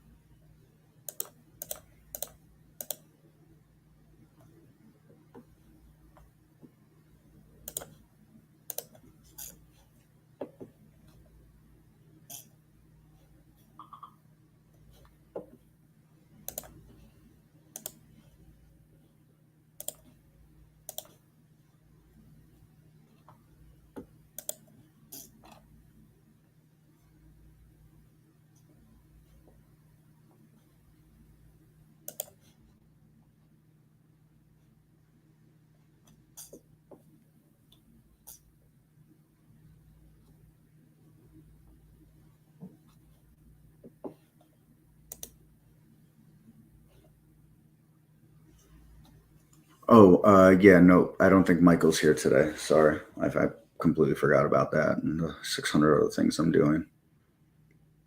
He has some meeting that he's in. I guess nobody else could swap with him. So,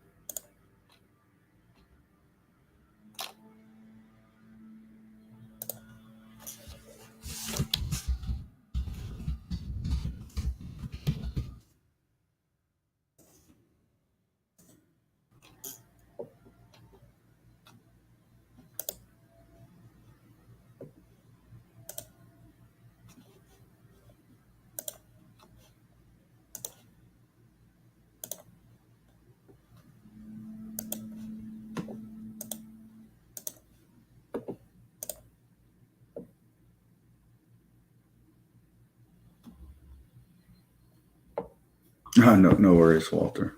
I mean, I just messaged Michael. He mentioned it yesterday that probably he wouldn't be able to make it, and then I completely forgot.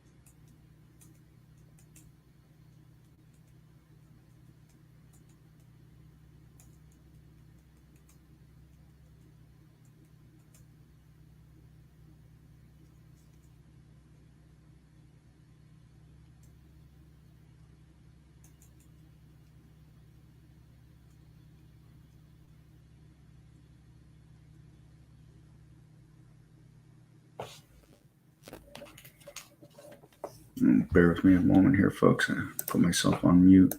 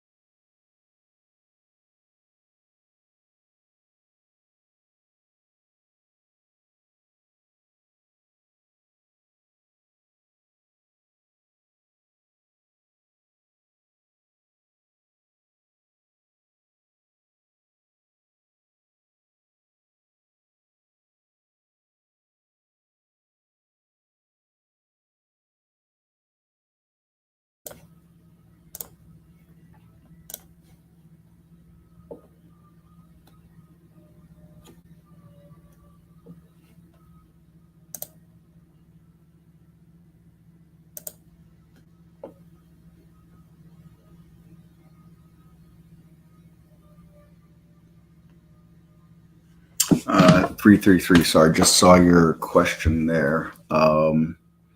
Limit real-time alerts to show last 5-10 minutes alerts rather than showing all since it started.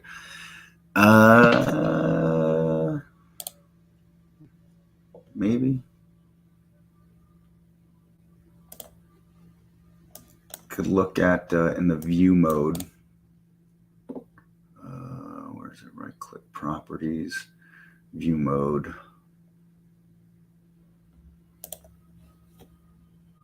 Keep newest, symbol ascending.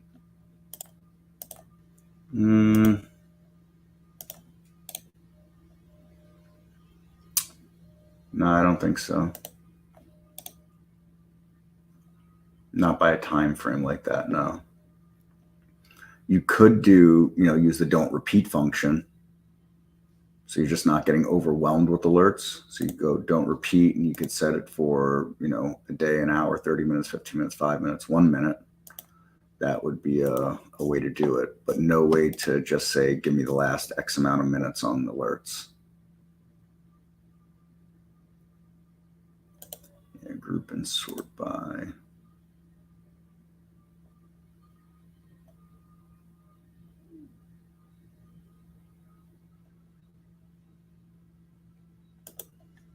I mean, keep newest and then, don't repeat. That would be the best way to do it. Go ahead and email that in, and we'll put it as a feature request. We make no promises on what can or cannot go to development. That is entirely up to a completely separate group. But if you email that in to info@trade-ideas.com. The other thing too is for these kinds of things, if you can keep them in the trade ideas questions, we try to keep the stock specific and general market talk for trading stuff, and everything else to the trade ideas questions tabs, please.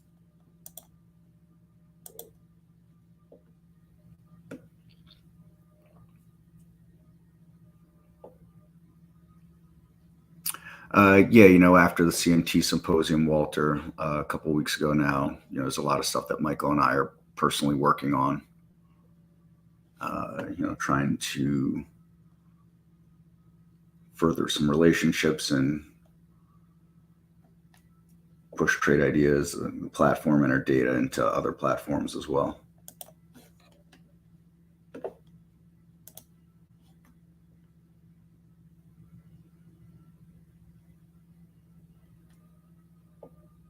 Where do I think? I have no idea. I make no predictions on Palantir. I mean, it's a strong looking stock.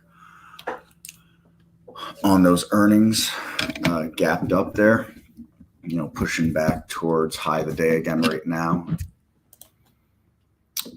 But where could it go? I mean, I have no idea.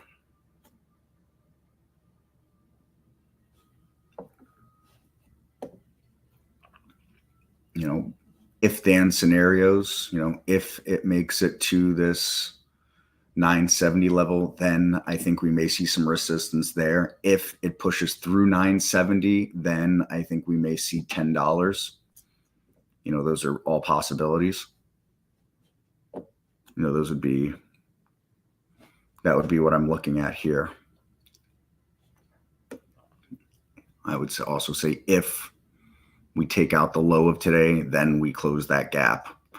Now, on any of those if-thens I just put out there, what time frame? I couldn't tell you. 5 minutes, 5 days, 5 years?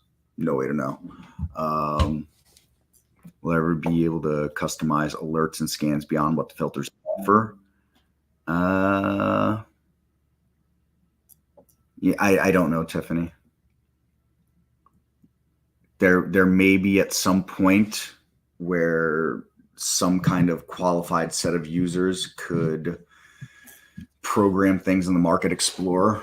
That point we are extremely far away from. The market, the way the Market Explorer works is, it's price and data, it's price and volume. That's it. And every technical indicator is created from price and volume.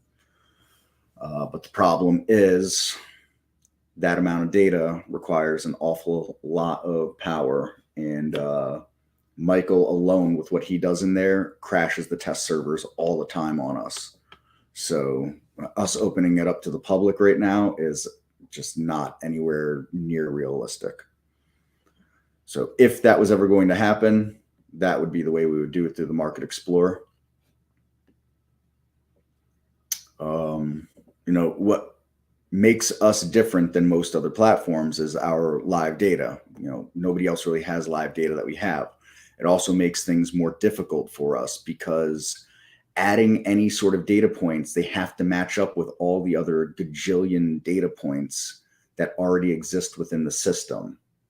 So it's, people all the time say, oh, it'd just be so easy to add whatever, whatever they think. And it's not easy. If it was easy, we would do it. If it was easy, there would be someone else with live data like us. That's, kind of how it is. I know that one of our folks that works behind the scenes here, Chris McKay, he has big aspirations of kind of a marketplace for qualified users to be able to use the Market Explorer, create things, and then be able to share it in specific ways. But, again, when we have one person that's crashing that test server working on it, there's, unlikely that we will be able to do anything else with it at the moment.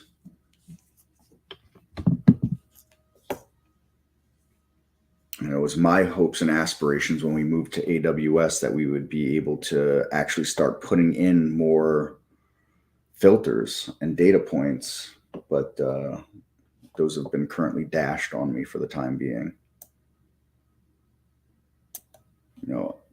As someone who was a subscriber long before I worked here, there's some things that I wanted, and I thought when I got here, I'd be able to help push those through. And unfortunately, I found out that was not the case.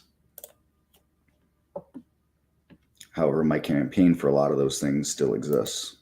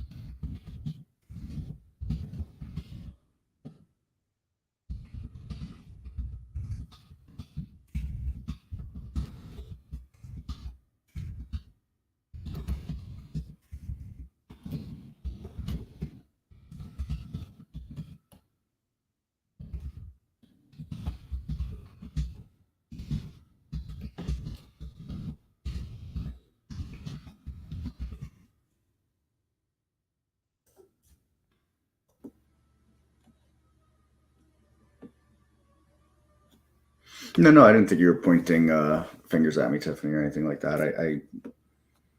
I try to be as transparent as I can about a lot of these things.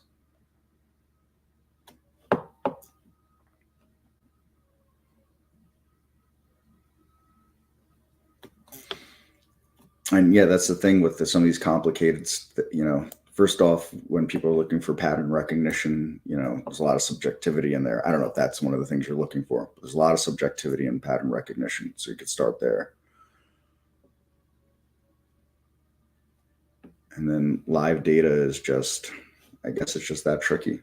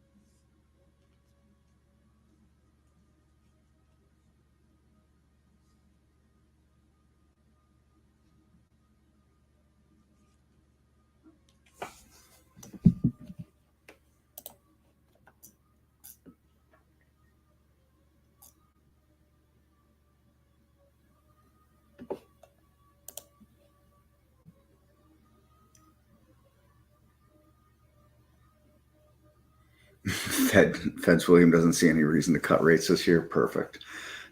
I love those Fed guys. They're the best. I wish they'd just give us their price targets for the year on the markets and make things a lot easier for everybody. I'm watching Palantir here. And I got 5 minutes before this 15-minute candle closes, and we're already at the volume we've been doing here.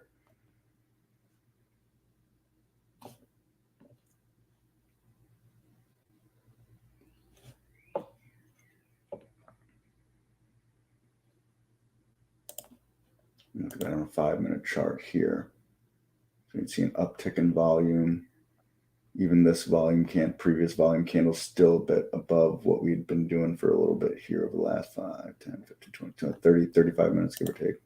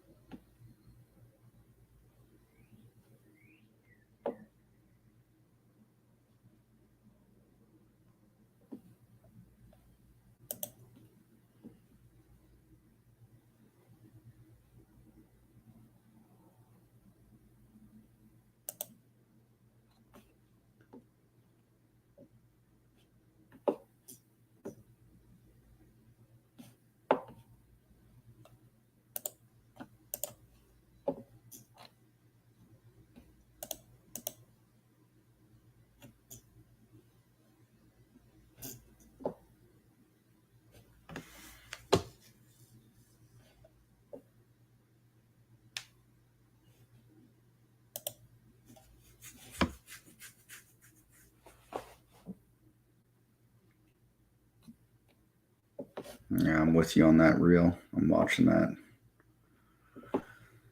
PLTR closely right now.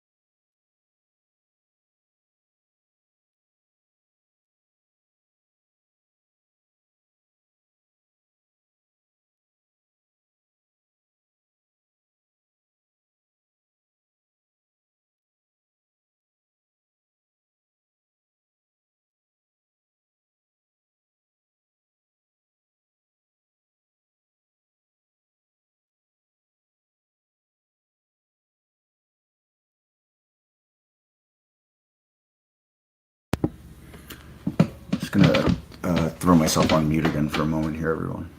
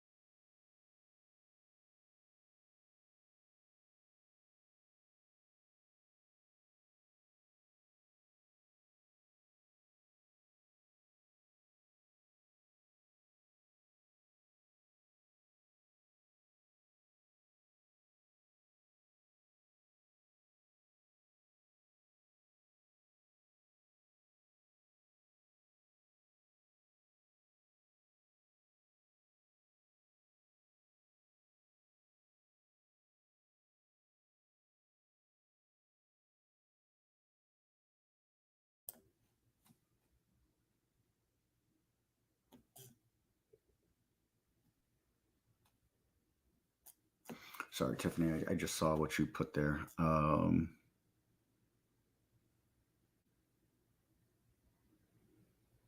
Yeah, there's some things that are flippable, some things that aren't. So like, if you had a new high alert and you flipped, it'll be a new low.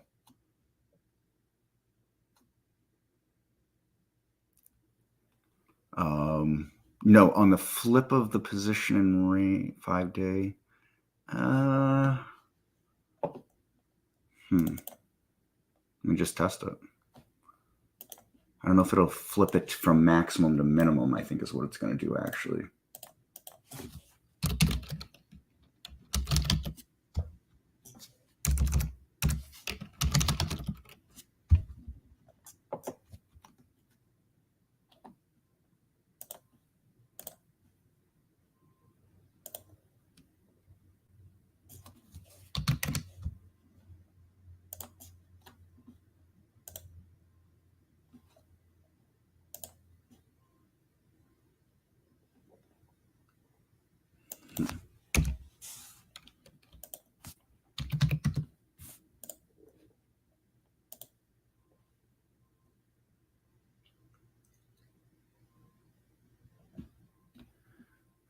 Make any sense?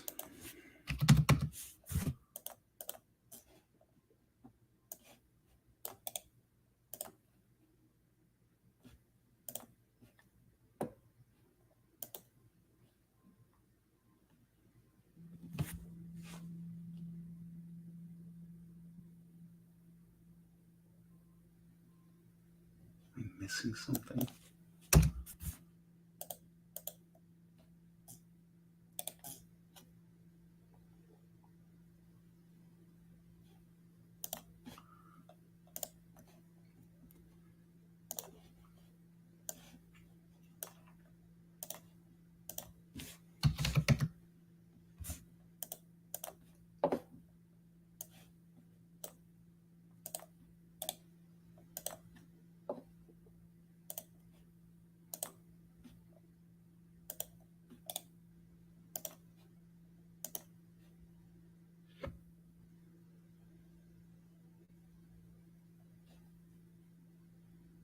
Yes, it's moving maximum to minimum.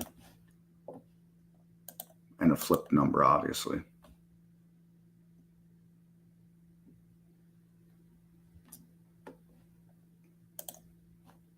Carvana. Getting pretty extended there, yeah.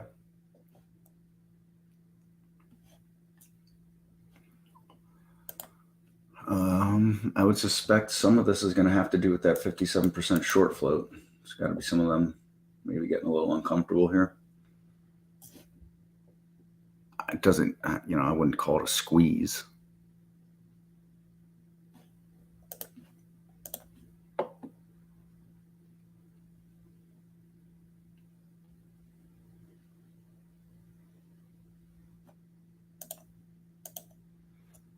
There's a Palantir.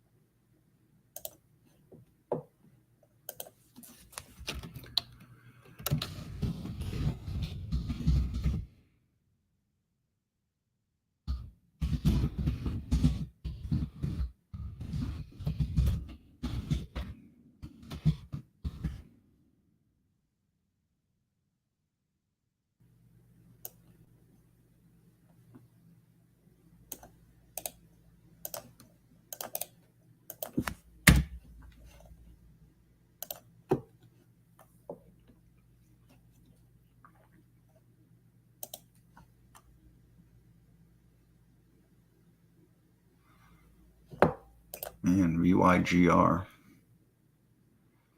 Another tough trader, but huge moves today. Those topping shadows, pullbacks.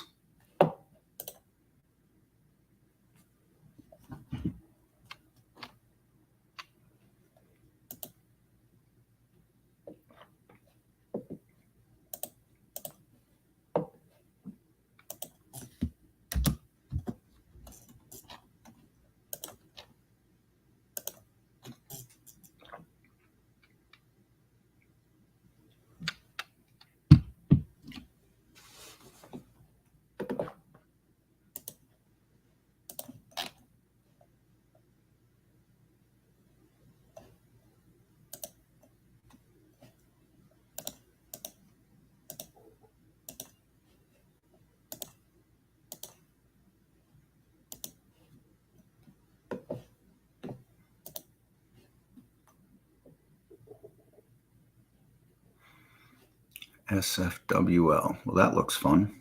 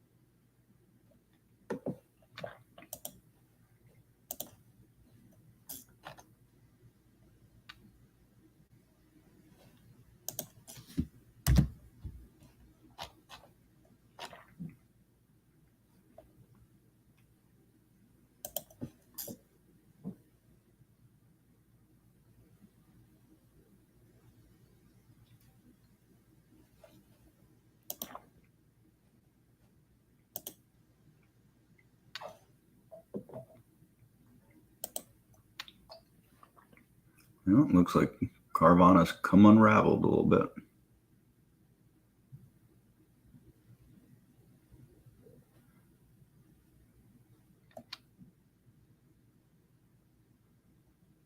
Still a pretty good distance from that. 8 EMA on a 15-minute chart. Of course, it'll look different here. This is breaking it on the 5-minute chart.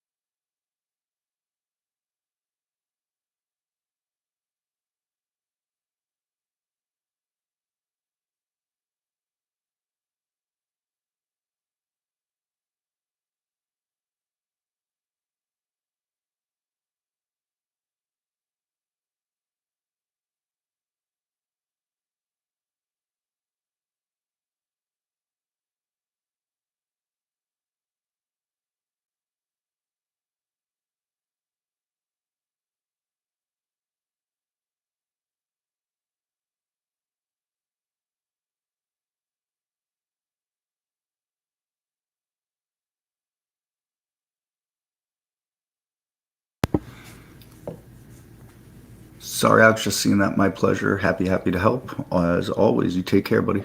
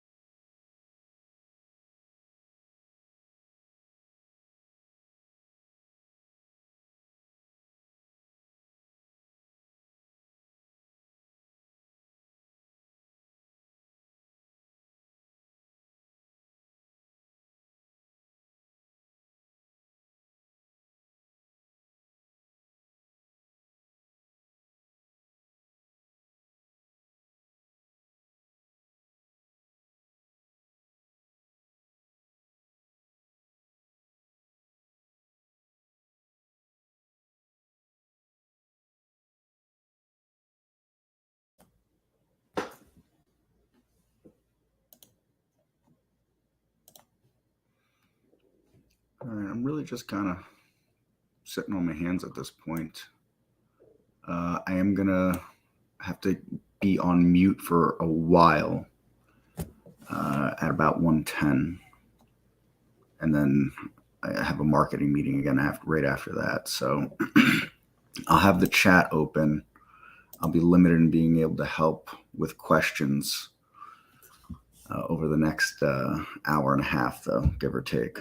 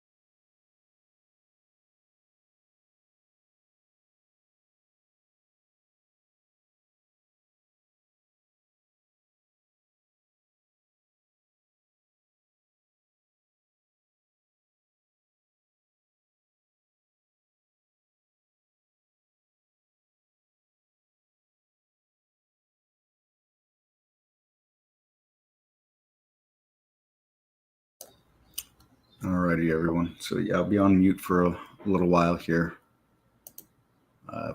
If any questions come in, I'll get to them as soon as I can. All right. And if we just keep things the way they've been, both on the YouTube and the Traders Room side, good content and all that. Really appreciate it. Thanks, everyone.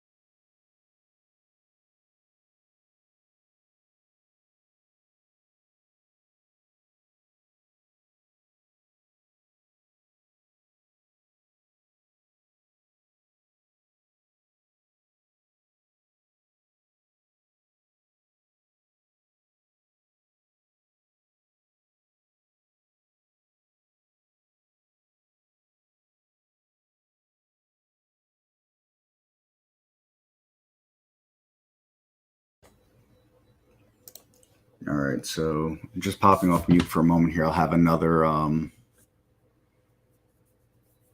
meeting in just a second, but I just wanted to catch up on a few things. See, Chad said hello. Sorry, I'm on mute. I've got the meetings going on. I'm filling in for someone actually over the next week plus. So I'm just, sharing my screen and scrolling through, some tickers that are of whatever interest for whatever reasons on some scans. I saw a whole bunch of stuff come in about auto trading Holly. Without going over, each individual thing, I'll say this. I don't believe in auto trading Holly. Generally speaking, auto trading is an extremely, and I cannot stress this enough, extremely advanced form of trading. There's just a lot of things to contend with there. There's no strategy that's going to work in every market. Do you turn it on every day? Do you not turn it on every day? How you share size, stops, things like that. There's while there's a lot of customability there, there's also not a lot of customability there. So I don't think auto trading is for anybody that does not have a quote unquote a lot of experience in the market and success in manual trading already. Trading's hard. Auto trading is just that much harder. If someone insists on auto trading the AI, so be it. I would suggest doing it in moderate mode and managing the exits, because Holly's exits really leave something to be desired all the time, to be honest, all the time. So that's that's what I'll leave it at for the auto trading of the AI and auto trading in general. And then I see Jeffrey. I know sub $1 stock, but then you see a bull flag setting up in SYBX. What time frame are you looking at it?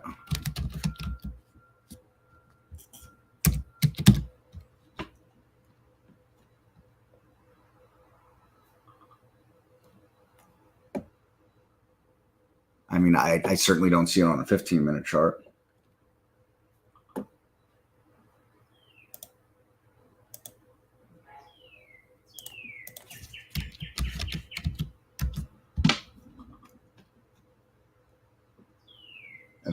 Not on a 5-minute chart either.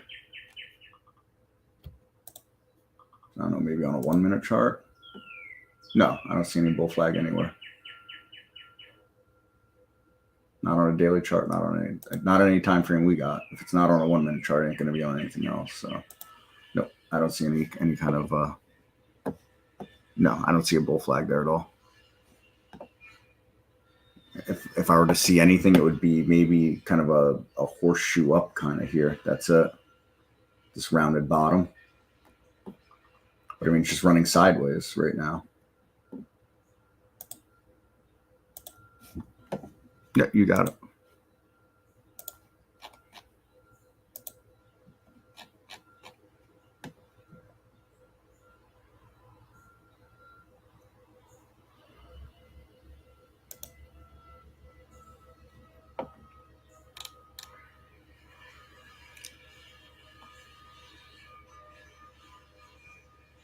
I see Mo also asked a while ago, what is slippage? Slippage is, you've got a spread on a stock, 5 cents, 10 cents, 20 cents, and the price that you get in between that fill, between the bid, the ask, and last price, that's your slippage.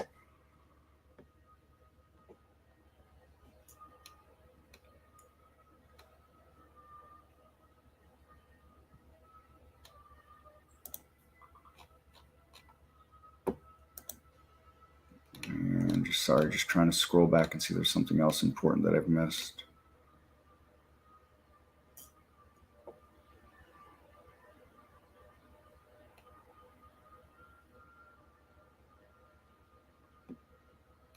And yes, we've already taken it off from any kind of advertisements on our pages about auto trading Holly. At some point, we'll end up removing it altogether.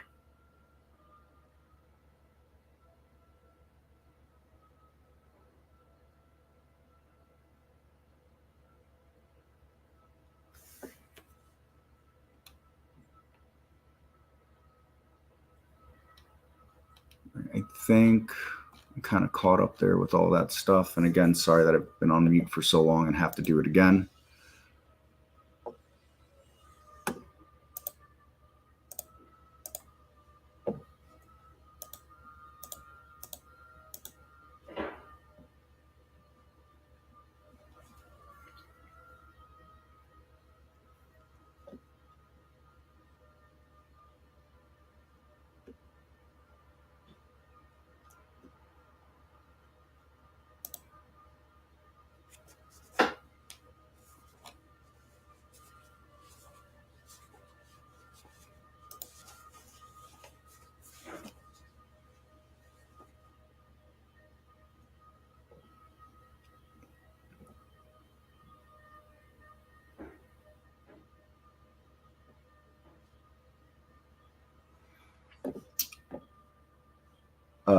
Yeah, I mean, these other scans are alert. I've got 2 alert windows here. So it's a time-stamped alert saying, hey, this stock did exactly what you were asking me to look for at this exact second. That's what these A windows are. The T window is a top list. So it's just a set of filters saying, hey, these are the stocks that meet your scan. And then they're ordered in 2 ways. So let's say you've got, 500 stocks that meet your scan, but only X amount can populate. It'll pull in the first X amount based on what's called the server sort. And then they're displayed in an order by what's called the display sort. So that's what that is there. The races just take a top list a step further, and they put it, they quote unquote race the stock based on what you want to see them moving on. I use change from the open as a total accumulative. Other people do it as a delta value. I used to do it as a delta value. Some people want to race on 1 minute volume or 5 minute volume or relative volume, so on and so forth. So those are the big differences there. But on the A window and the T window, the big difference is the alert is a twofold thing. There's an alert, an event, like a new high, a new low, a 5 minute high. The T window is just filters. That's it. The A window has filters and the alert or the event. That's the big difference there. And exactly what Alex Z said in YouTube, auto trading is best done or better done with your own parameters if you really have to. And so yeah, that's it for me. That's one of the things with Holly is I didn't create the strategies. They're not based on anything that I would do necessarily. So if one lines up, it lines up, but it isn't because I created it. Just happened to line up on that particular trade. I do have to mute myself again. I'll be back about 3, and then I should be back for about half an hour, 40 minutes after that before we shut down for the day.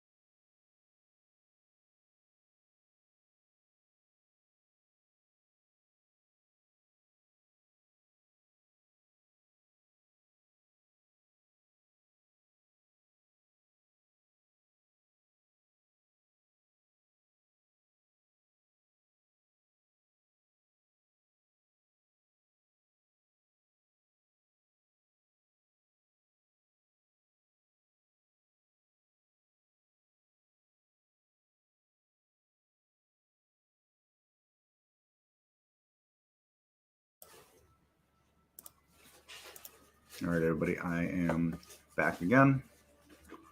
I should be all done with everything else until we wrap up here around 3:30. If there's anything I missed as far as questions, just let me know.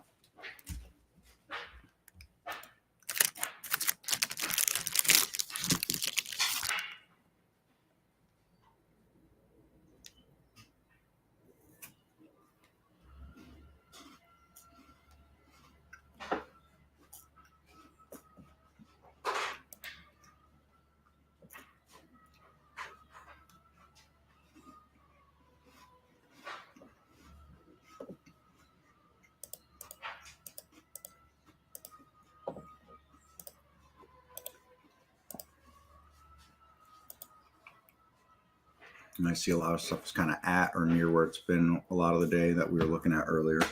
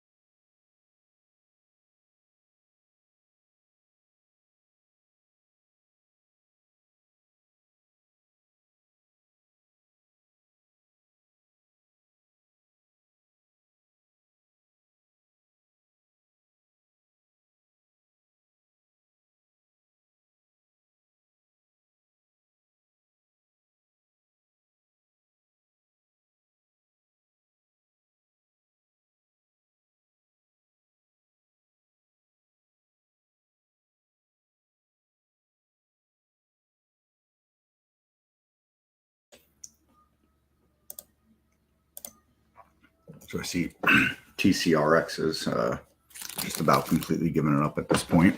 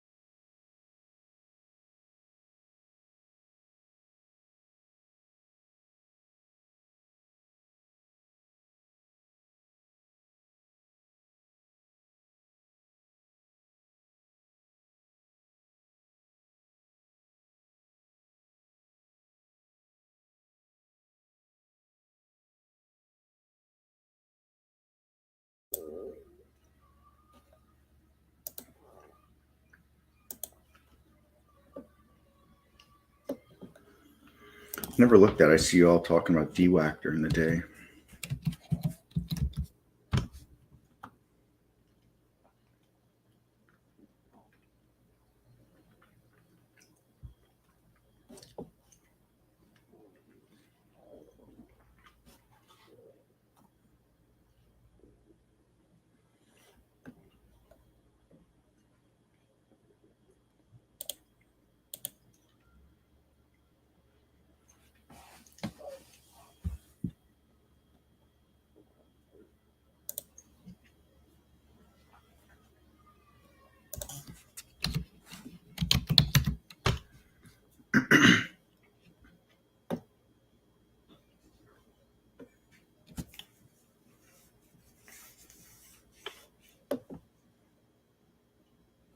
Not many shares traded on it here.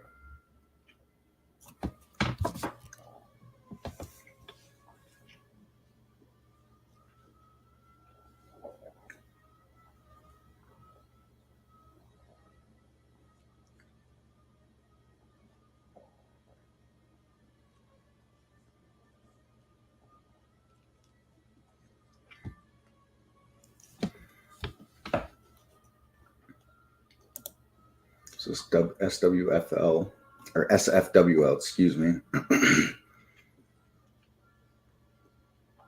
This is a Chinese stock, right? Yeah.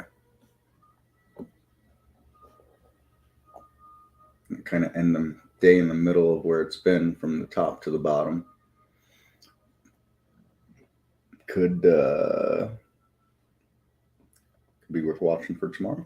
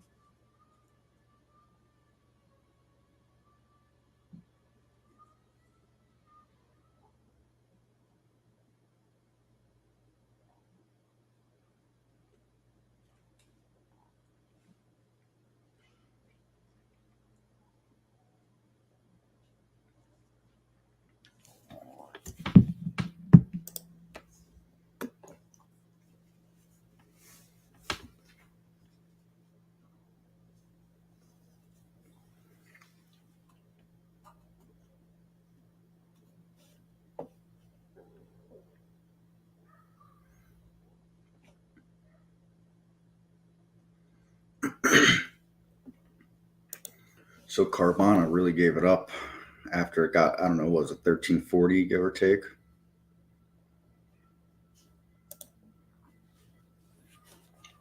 Bring that up here.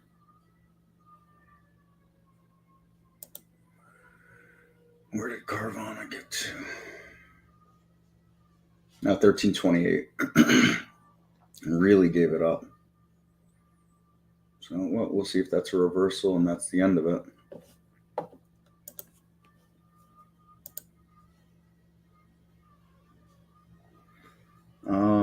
Thoughts on Airbnb? Let's look.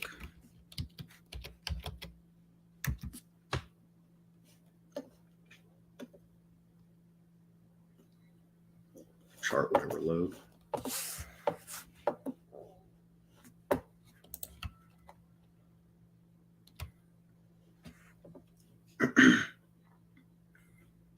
I mean, on the day trading side of things, obviously this thing's got some range. So, if you're looking for something that's got, 50, 60, 70, 80, 90, $1.50 moves during the day, you're going to get that with Airbnb on the day trading side of things. It's going into earnings. I don't follow Airbnb at all. I think I've stayed at one ever. I hear a lot of people complain about them, all the fees and stuff like that. So, I guess, time will tell here in the next hour plus if all those complaints that I've heard over and over again from people are legitimate and affecting that business or not. I would say that The stock is still in a slight downtrend here. Looking at this, just like this right here, has not broken that downtrend.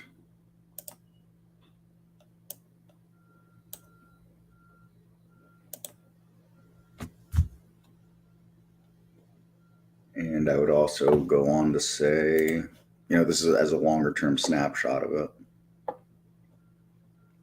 that if my drawing tool loads, I would say we've got lower highs unless this can really bust through and take that out. We don't have lower lows right now anyways with that right there. So it's really kind of wedging itself in. A bit of a symmetrical triangle maybe going on off the bottoms and trying to break this this move up. I think obviously, the levels we could look at are this current level right here on the top of this wedge right there, this descending triangle right there, around 140 give or take, and then looking back at this 170 level here. So I think those are the areas of interest if it starts to move up and can get above and hold this level. But this is really significant level here, this 126 level, give or take. So, those are the things I'd be looking at. Obviously, no way to predict earnings. So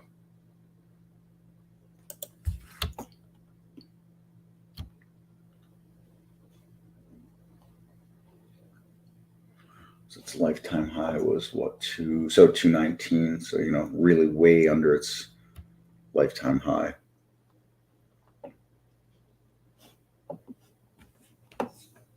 You are welcome.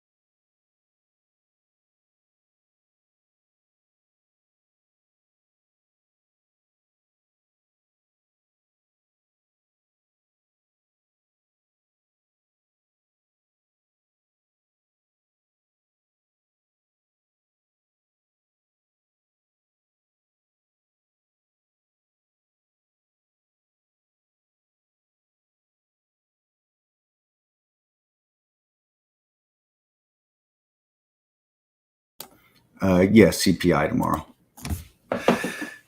CPI tomorrow. I'm 99.9% sure.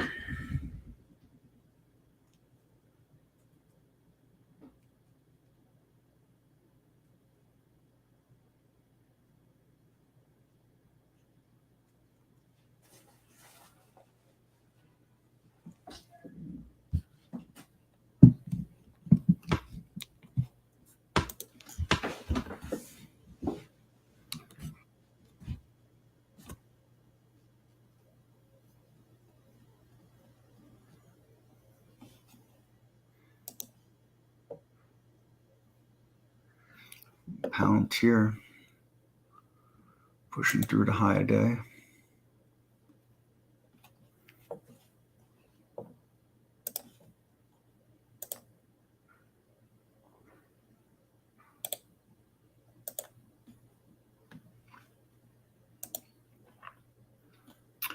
It always is interesting.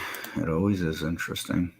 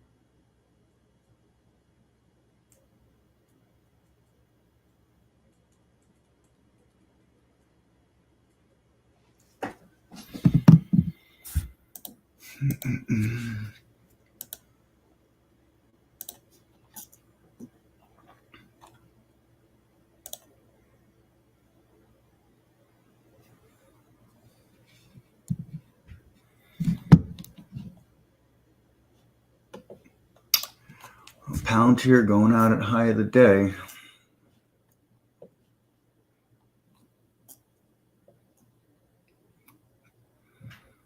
Could that lead to another gap up for tomorrow and challenge that $10 level and then above? Doesn't seem out of reason. I don't really know what to say with CPI tomorrow, obviously. What that'll do.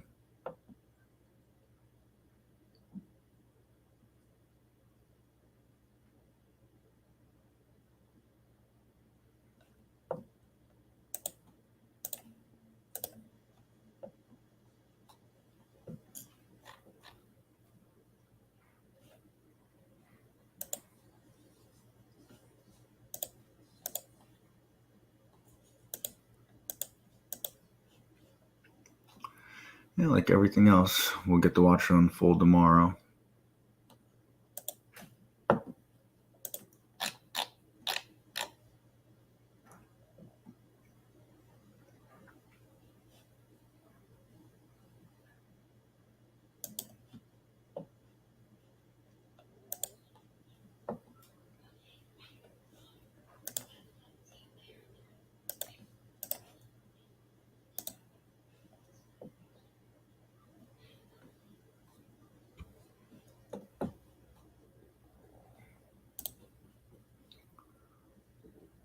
There's Sava. Grinding along the whole day. Not too shabby. Still in a downtrend overall. But nevertheless, up 15 and a third percent, give or take.